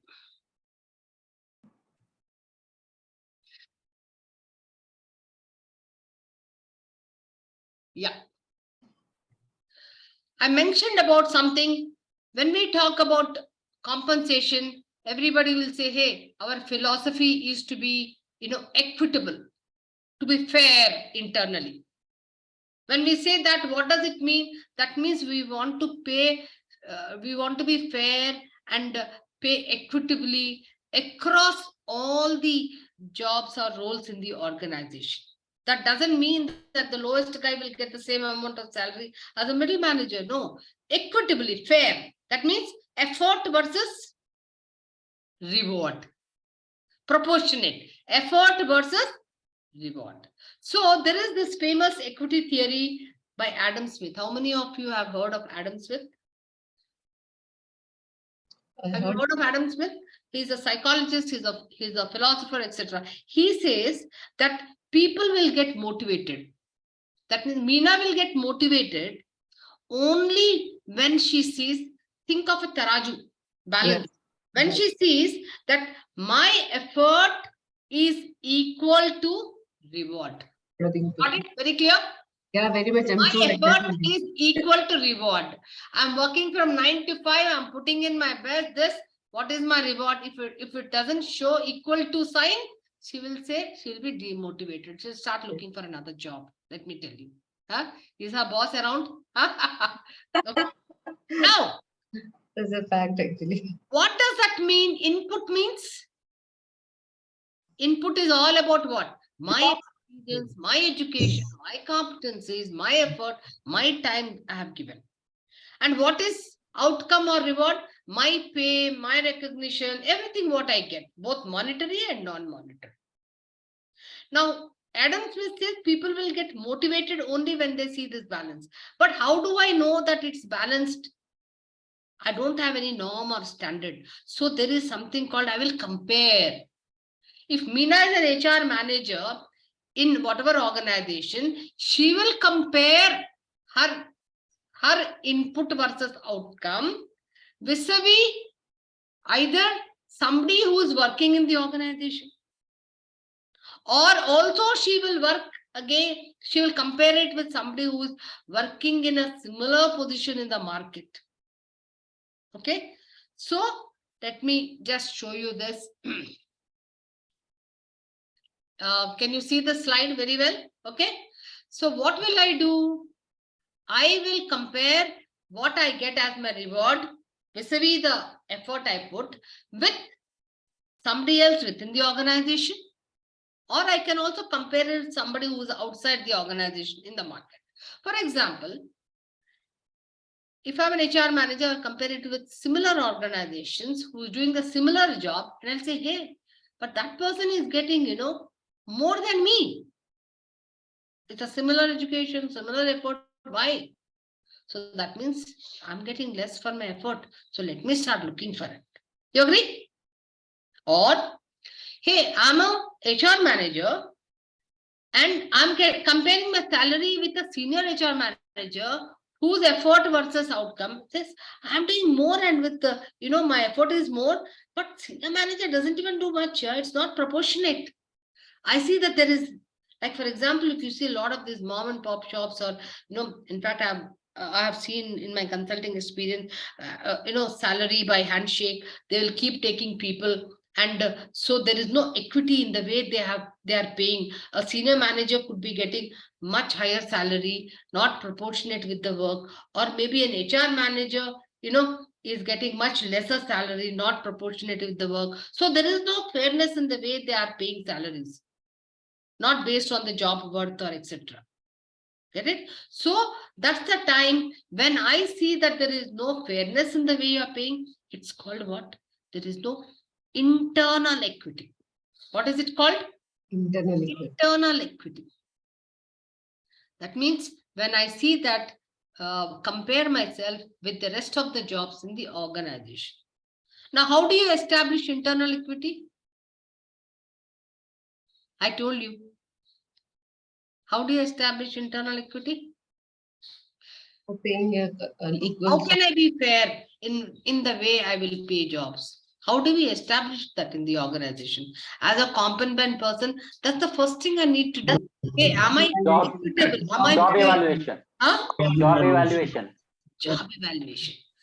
Now, when I say internal equity, I'm not looking at Adir is getting more salary or Bhupesh is getting more salary. If both of them are in respective manager or deputy manager, I will, as people, so I will do job evaluation as per that role. I'm not taking Adir. I may get additional salary. I may fit him into additional salary when I'm hiring and seeing that, hey, he has 2 other more qualifications, he has this, he has that, and I will give that. That's called fitment.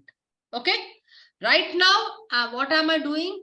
I have 10 jobs or 15 jobs in my organization structure. I look at an organization structure.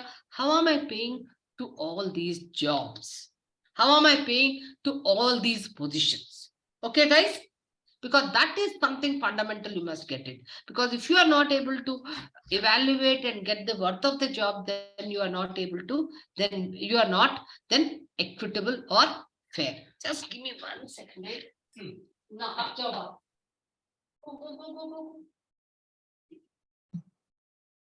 While you are attending this class, my pet also ensures that he is sitting there and listening. That's the problem. Okay.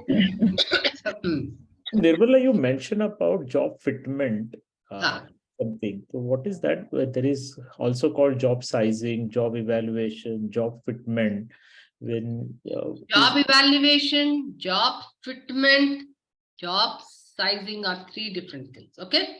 Now, with regard to job fitment and job sizing, just park it to a side. I will explain to you, because I don't want you to get mixed up. Right now, you just think of job evaluation, means evaluating the job for what is its worth. Because only when I evaluate a job and say, hey, this job is 100 points, this job is 200 points, then I will pay him that salary. Correct? That's called job evaluation. Which job is higher? Which job is lower? Because you can't pay a job which is lower a higher salary, and a job which is of higher worth lesser salary. But let me tell you, in most of the organization, sometimes that really happens, that you are paying a job not by its worth, just by the designation. Okay.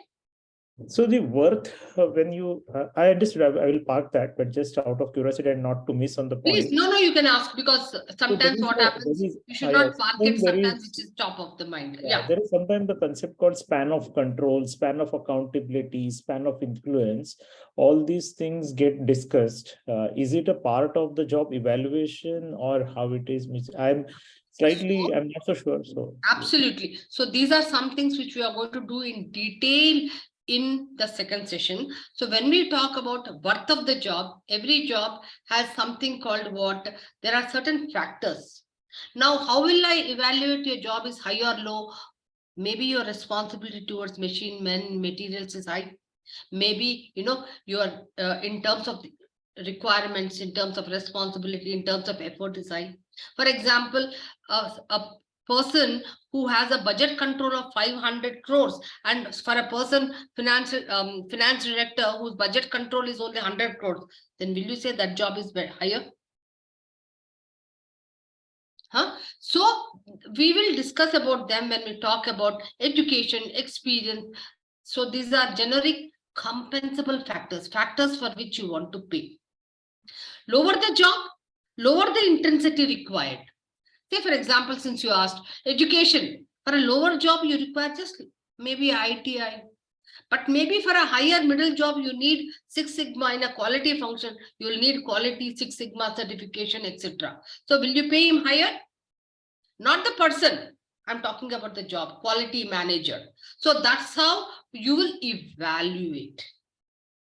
So when you evaluate, there are certain factors. Now, these factors are not just generic factors. You will again, in the context of business strategy, what is critical for you? What is your business strategy? Then you will find out. Like, for example, creativity, innovation is a key compensable factor for Google. So if I don't hire people, so that becomes my compensable factor. That is something which I pay. Maybe in some organization, product knowledge is important. Okay, guys?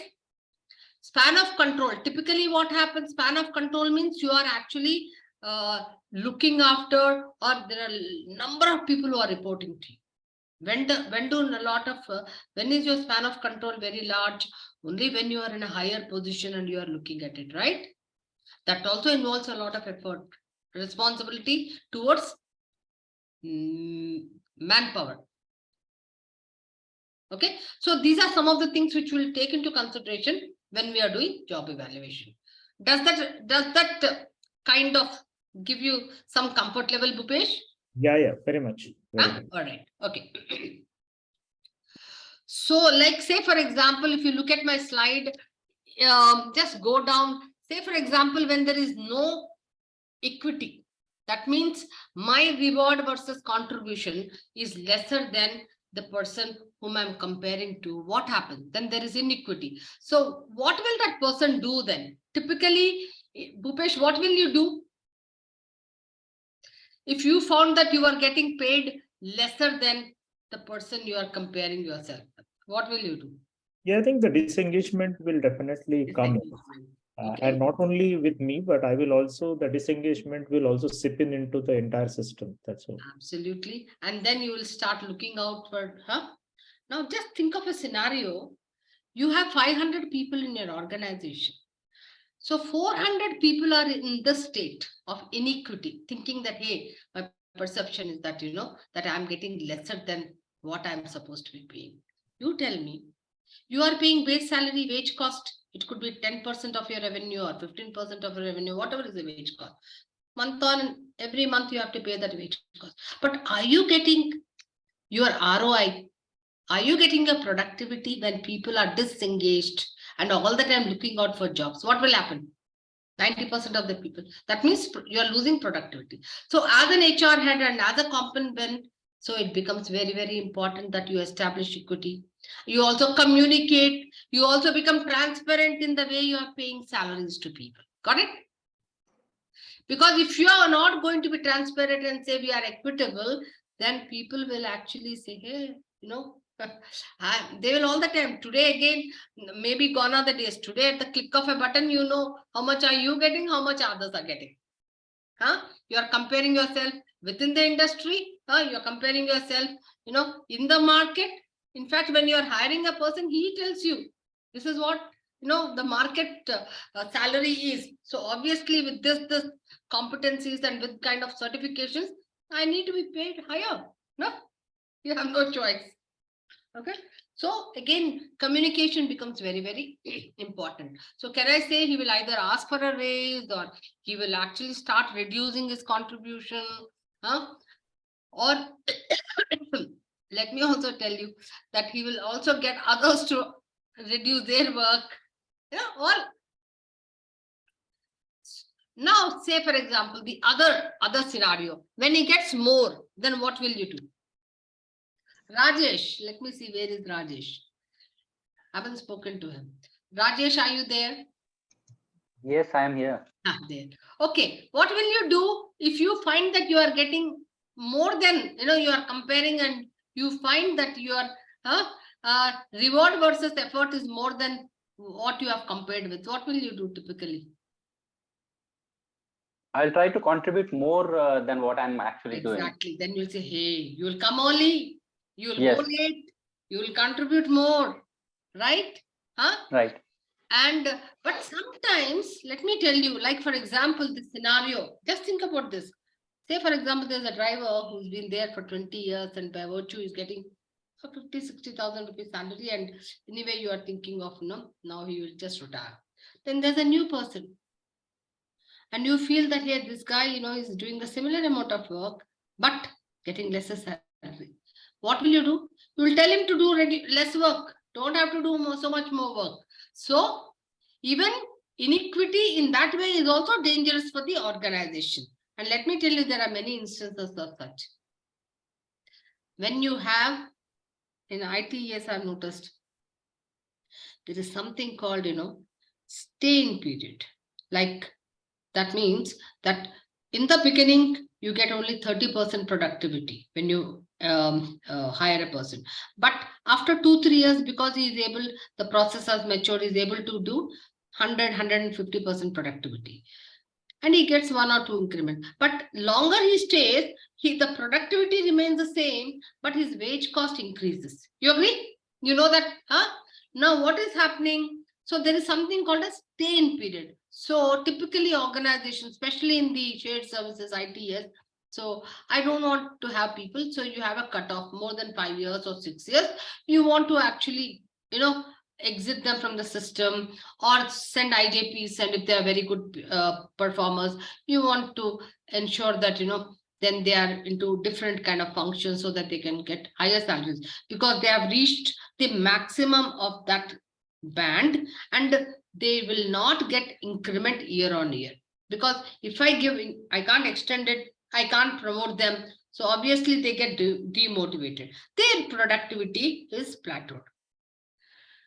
Now, typically what happens, those are the people who will influence others saying that, hey, why do you want to work so much?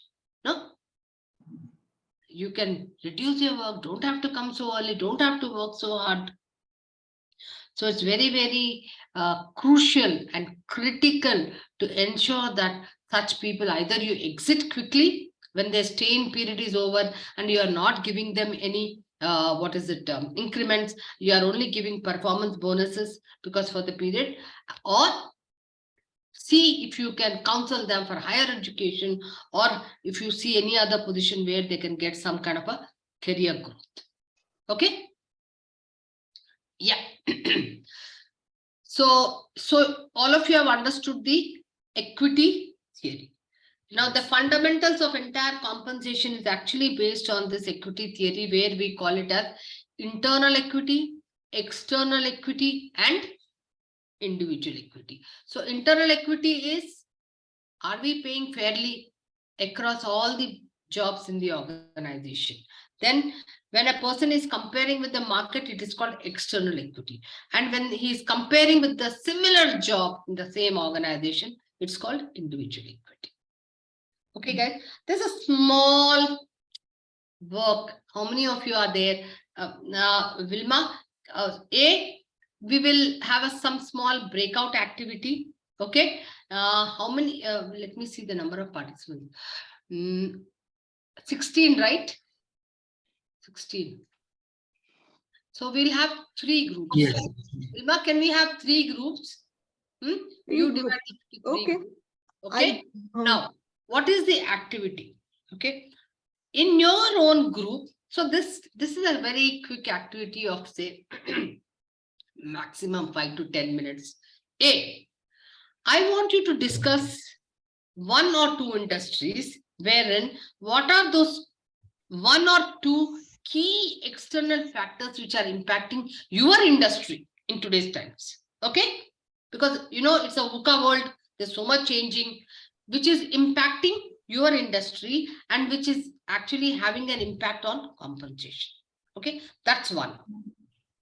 2, what are those components which you are actually giving, or what are those some of those variable pay forms which you are giving your organization today? You can take, if you have 4 people, you can take 2 industries, saying that these are some of the variable pay programs we are having. Under you can have pay for performance plans or hardship ones, or or upskilling, skill-based allowances or whatever. So particularly with reference to those 2 industries, I want you to discuss in every group 2 industries. It's a quick one, 5 to 10 minutes. And then please make a small presentation so that you can come back and then talk about it. Okay. So this will reinforce, it will reinforce, it will, we have discussed here and now external factors in general, but now you will know, hey, these are some of the factors which are impacting my industry. Okay.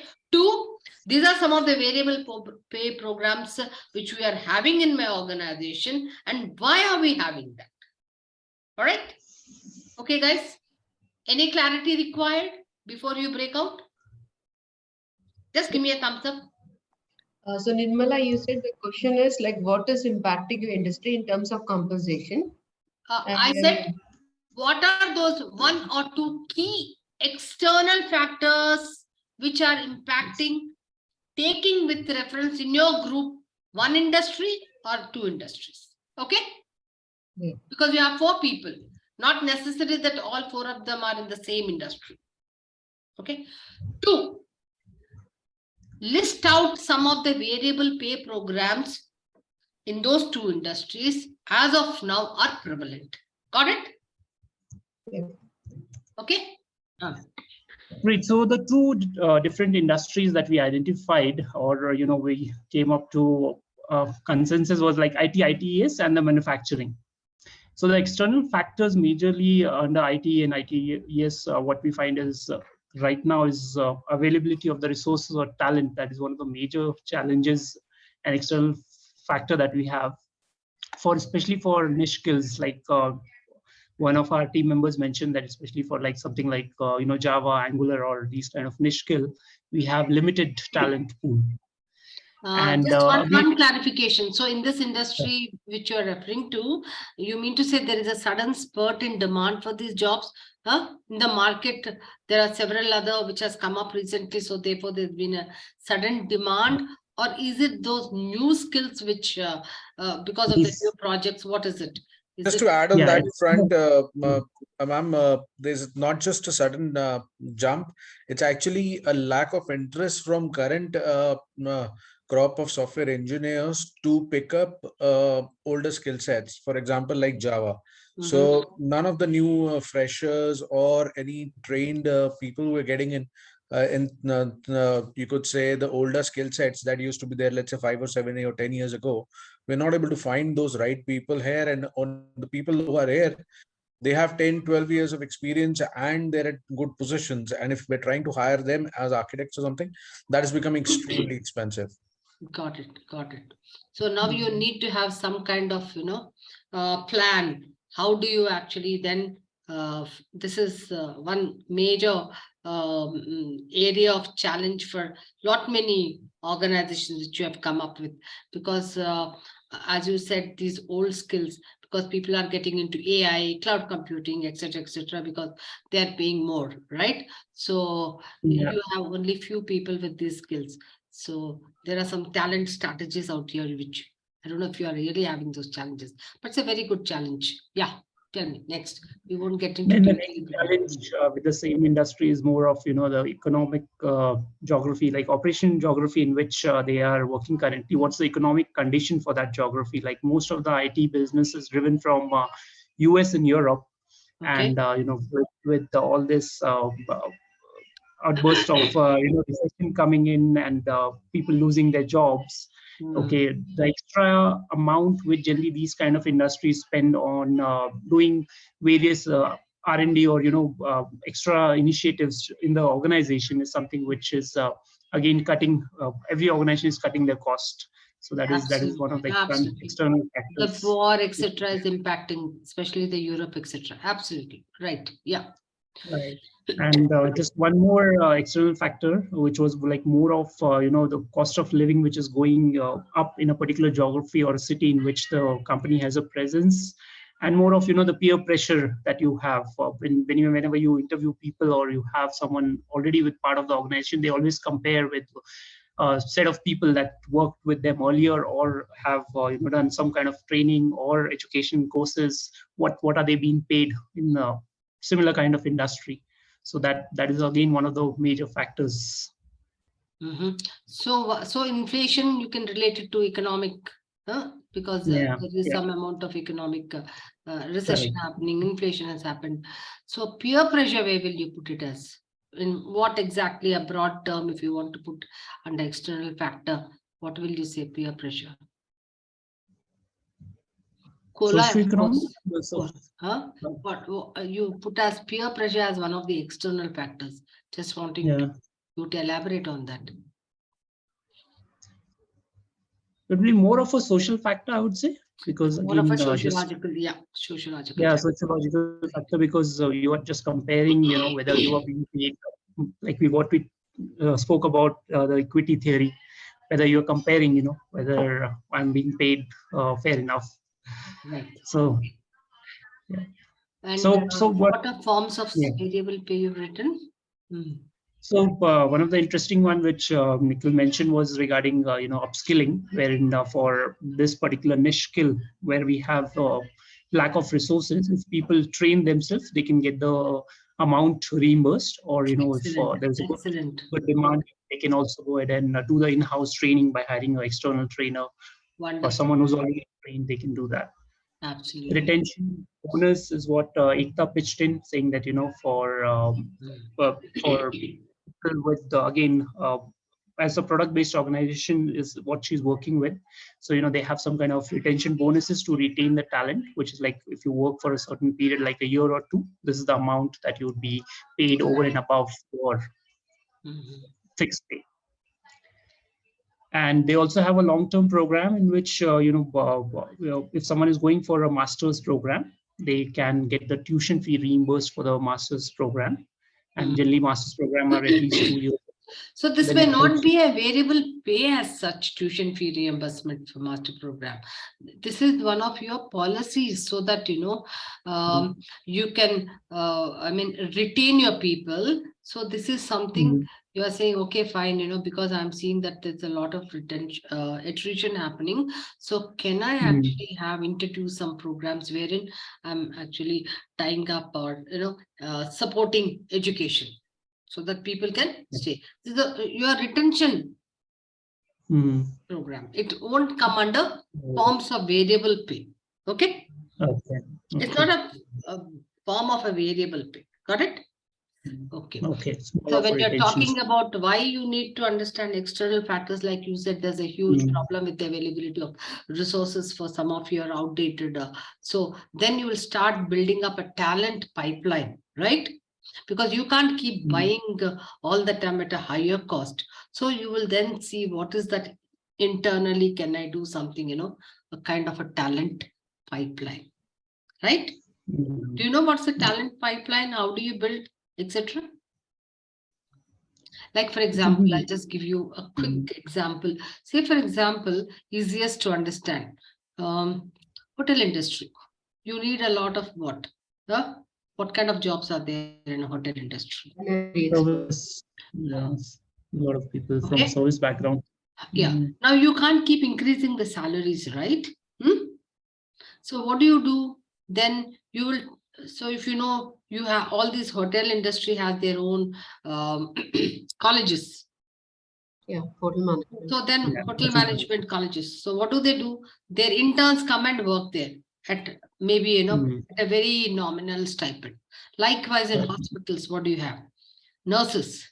You want Nurses. to have a constant supply of nurses, and there's an attrition. People are going off abroad to get, but you can't pay high salaries, right, to nurses because your profits will come down. So what do? Alternative, you are building a talent pipeline by having a nursing college, wherein if you see all the best of hospitals will definitely have a nursing college where the first year, second year, third year, they also get that what? Job on the job training. So they come to the hospital, they work there for 3 hours or 4 hours, depending on in which year they are, and the nature of duties also vary, right? Think of the medical college. Hospitals also have medical colleges. Why? Because doctors, they need doctors. No? You can't keep hiking up salaries because otherwise it's going to cut into your profits. So likewise, think of all retail industry, etc. So they create a talent pipeline. Okay? Yeah. Manufacture. So yeah, the second one, manufacture. Quick. So Shiv and Rupesh being part of the manufacturing industries, they pitched in as for manufacturing. One of the major challenges which they have, especially in case of Rupesh, is that the funds from the investors. A lot of them try to pull the funds out. A lot of resistance in terms of putting extra funds in. So that is one of the major challenges. Wherein they always check what kind of a revenue or profit are they generating. Basis that only the fund would be put in. So that is one of the external factors that they have, limited funds. Okay. And so funds become a major. Okay. Yeah. And the other one is majorly, the competitive pay that the peers are offering in the market. So in someone with a similar kind of manufacturing industry or same product, the salaries which they are offering at times are lucrative, and people leaving because of that. So just to give you a little, I won't detail out more. So whenever you have, say, for example, competitive pay in market by peers, so that means you are not able to attract people, right? Okay, but you may be not wanting for all jobs. So there might be just 5 to 10% of jobs which are very, very niche and critical, where it is highly competitive. So you will start designing as to what is that I need to pay for which jobs, less salary, for which jobs, competitive salary, etc., right? Right. Yeah, because competitive pay in market by peers, it can't be for all the jobs in your organization. Got it? Okay. Yeah. Yeah. Variable pay. So variable pay structure, which one of them mentioned was, based on the requirement or, the pipeline orders in manufacturing, target-based incentives. So you don't have to, incentive plans. Okay. Yeah, so you don't have to do same kind of production, but maybe it's a performance linked work that you'll have to do depending on the orders that you have in the pipeline or the manufacturing. And one of the interesting ones which Bhupesh mentioned is that any external services, like say for example, you are a product-based organization, and extra is something that you do for your customers, that you deliver the product at their doorsteps as per the order. And if it's faulty, you have to also pick it up. So you don't need a dedicated a particular person for that. And based on the request, this can be done, picking off the faulty products and everything. So there can be extra pay for the extended services. Oh, excellent. Right. Yeah. And even, delivering. So sometimes we may have orders, but express delivery, like Amazon, they'll say, okay, you want an express delivery. So that guy gets a little more commission, if you have to deliver it. Though they may charge a little more from the customer also. Okay. True. Great. Yeah. Good show, guys. I think you definitely need to pat yourself. Good work done. Okay. Thank you. Yeah. Yeah. So we will go actually from our team. So I'm just sharing my screen. Mhm. So I think you all can see my screen. So good evening all. So we have a team member, so Denshna, Narayan, Deepali, and Sylvester Joseph. So we have discussed this and made these points from us. So team, if I miss anything, please do pitch in and help me to add on the points. So we chose two industry, one is media and other is IT consulting. An external factor which affected our composition for media is like new generation mindset, because when the COVID time began, like most of the people, like they have moved from the print media to digital media, moving to mobile phones and television. So due to that, the profitability got decreased because print media was no more. And now what happening, print media is moving to digital media. So when the profits were reducing and getting low, so we have introduced, like media industry has introduced variable pay that's called performance bonus and percentage of company profitability that's being paid to the people who perform well. So this is of media. Absolutely great, because media, especially the print media, digitization has made a huge impact. And then again, the habits, the new generation habit of not reading the print. And very few old people like me, I think we still like to read. Mostly everyone. Okay, yeah. Yeah. IT consulting, great. IT consulting, the external factor being demand of the niche skill. So we're not able to get a skill which actually match, which is required for the business. So we introduce variable factors like incentive like bonus, especially for recruiter at the time of the COVID, so that we can pull out the right resources and place a candidate at the right place. And we also introduced 10% to 20% of employee CTC, which will be calculated for the bonus, and also introduce retention bonus for top performers, especially for the niche skills. So these are the various factors like we Excellent. are Like for example, the external factor, one of the factors you wrote, demand for niche skills. So therefore, you can't keep buying at the market rate if there's a huge demand and the salaries have gone up. So you need to look at an alternative kind of a plan, what kind of a pipeline, how are we going to do? Just to give you an example, in the last organization I worked, it's a healthcare services organization where we had, I don't know if people are familiar with, you have payer, provider, medical coding, everything. Of course, medical coding is also digitized. So the images get converted and then they get analyzed, and there are certain kind of points. And then that's how then they go to the provider and the payer pays them. The payer is nothing but insurance companies. Okay. So what used to happen was we wanted, there was, we wanted for certain process, high level of proficiency of communication skills and high level proficiency of a particular technology skill. Right now, there was huge attrition after 6 months or 1 year. We used to have attrition because people would get trained and they would be hired for 2 times, 3 times. Now, so what do we do? So can we keep buying at a higher salary? No. So what we did was, what do you think if we wanted to create a kind of a talent pipeline? To be straight, would I hire a person who had high English skills and average technology, or high technology and average communication skills? Who would we hire? So what we did was we hired people who had high communication skills, because I can't train a person in 1 month or 2 months of very good communication skills, because this process required to speak to US or Europe doctors with certain very high level of proficiency, communication. But we can train people who didn't have high proficiency of technology. We took average and we gave them 2 months or 3 months of training. You getting me? But because we don't want to buy from the market at a high wage cost. So we created a pipeline where we would take people of high proficiency in communication, but maybe average, because if we wanted high, we wouldn't get them at the cost we wanted. So you need to really evolve and find out, what kind of a strategy I will need, to acquire resources at a particular cost, because money, you don't have all the resources to, buy the talent, right? Affordability matters a lot. Okay, guys, good. Okay, good. I think you deserve a clap. Very good. Yeah. Can we have the last group?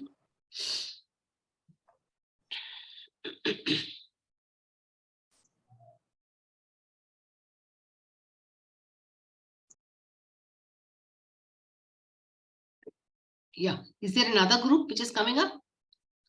Namrata, are you there? Narendra, is it?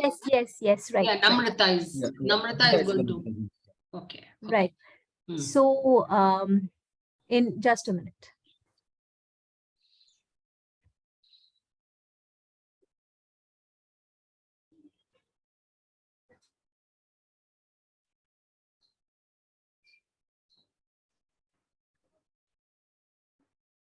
I'm so sorry. There was some problem in sharing the screen. So I believe this is visible now, right? Yeah, it's visible. Okay. Good. So fortunately, 4 of us were from IT industry, so we could segregate in between the industries, right? So we have 2 questions, that is external factors that is impacting compensation and variable pay performance, right? So in under external factors, which being in IT industry, which we understood is, yes, definitely demand and supply of skills, right? There were a demand of specific skills set of people in the market, and the supply were really less, right? So it really made difficult for us to hire in this particular for this particular industry, right? So this is one of the external factor which really impacted the compensation, because we had to hire people with the same skills on a very, providing a very higher compensation, right? So this really, I think, affected the balance. So typically what happens in such a kind of a scenario, in the long run, it is not sustainable. So therefore, maybe sometimes in the short run, you quickly do some kind of a, okay, fine, we'll take some people. But if you notice that in the long run, it's not sustainable to take people at a very high cost, considering the fact that then you'll have also people who are working in a similar kind of a role with the similar skills, but you are paying at a much lesser salary. You agree? Right. Of course. There will be again, inequity problem, demotivation. So it is like, you want to solve one problem, but you're actually creating another problem. Okay. Right. Yeah. Right. Yeah. Absolutely. Okay, great. So Yeah. point number 2 is external equity and internal equity factor that you were discussing in the session. So particularly what happened was, like people we were offering, were handling, were holding multiple offers. Right. So they were coming up with different sorts of packages. If we were offering a particular specific CTC, they were coming to us, coming back to us with, again, different set of CTCs from different companies. And also they were comparing the benefits which they were getting, right? So this actually again affected the balance again. So this is definitely can be considered under external equity and internal equity factor, right? So this is not an external factor which is impacting. This is typically what has happened is, say, for example, maybe in comparison to the market, your salaries are low. It depends. I do not have data. So need to do some analytics in that regard and say, because of course, considering the fact that today people are also holding multiple offers, and they're doing shopping and then comparing and contrasting depending on what, not only the salary, but also, sometimes you're looking at the perks and benefits and then choosing two. So that is why you also need to always benchmark and see, hey, vis-a-vis my peer industries, what am I paying, etc. So it may not be external equity and internal equity factor as such, because when I talked about external factors, like for example, media came up with that key external factor which suddenly is impacting, right? Digitization. People suddenly stopping to read print. So in that way, but this is something to do with typically your own way of I think, compensation, structuring and designing, etc. Okay. Right. Yeah. Right. Okay. Okay. So coming to the next point, that is variable pay performance. Point number 1 is skill allowance for hot skills. So our companies are actually providing for skills that is in trend or that is needed to, kind of upskill them or upgrade them in their current job profile, or if they want to kind of, study further or something like that. So there's they a are process in place and you're giving that kind of a thing. right. Long-term incentive for retaining key talent would be like medical insurances, life insurances, then for personal, like we also support personal accidental insurance and all. So this can be considered as long-term incentive So for that's the retaining. long-term incentives because you want to retain your talent, but it is not one of the variable pay forms. Got it? Okay. Okay. It's an indirect pay. Mhm. See, when under the total reward framework, you're saying, hey, we need to have better, other than the statutory or guidelines as per the government rules, we will actually increase it more. So you are actually making it much more attractive, your incentives, whether it's medical or whether it's other things. Another point to pitch in. One more point in terms of one in terms of long-term incentive is that you hire, you identify certain key talents in the organization, and you tell them, yes, this is the plan which we have chalked in. If you stay for organization for at least 3 years or 4 years, in the first year I'll give you so much, second year I'll give you so much, and third year I'll give you so much. So that kind of variable.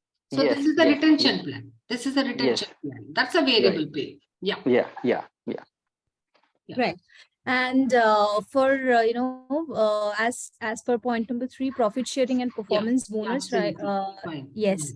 So if the company makes this much percentage of profit, then we have a specific percentages for we have made a gradation for people of level 1, level 2, level 3, something like that, and we have a particular percentage of profit sharing that we provide. So if the company is making this much profit, then we will be providing this much percentage of profit to them as well, right? Depending on the profits you have made, a certain percentage is allocated as this. Okay, fine. Absolutely right. And performance bonus is again based on the performances. So if their performance is at par, we will be provide a percentage of bonus to them. Yeah, again, performance bonus. So determining the standards, etc. If they have exceeded or if they have, met, etc. So depending on that, so you are also giving them performance bonuses. All right, great. Thanks. Wonderful, guys. Everybody's really worked very hard. RSU and ESOPs. What is RSU? Restricted stock units. Acha, restricted. Okay. Yeah. And ESOP. Acha, you have restricted stock units, is it? Okay. Yeah, that's excellent. Okay. Good. So good job done, I think, by all the 3 groups. So wonderful. So you were listening to the class, so I think good work done. Okay. Guys, I hope this session you were able to grasp, and this breakout activity was to reinforce our learning. And so in the next session, we would be doing job evaluation. I would appreciate if you can read some material, session 2's reading material, because you may not comprehend immediately. So if you read beforehand, it will help you to comprehend and understand, because we are getting more technical. Okay.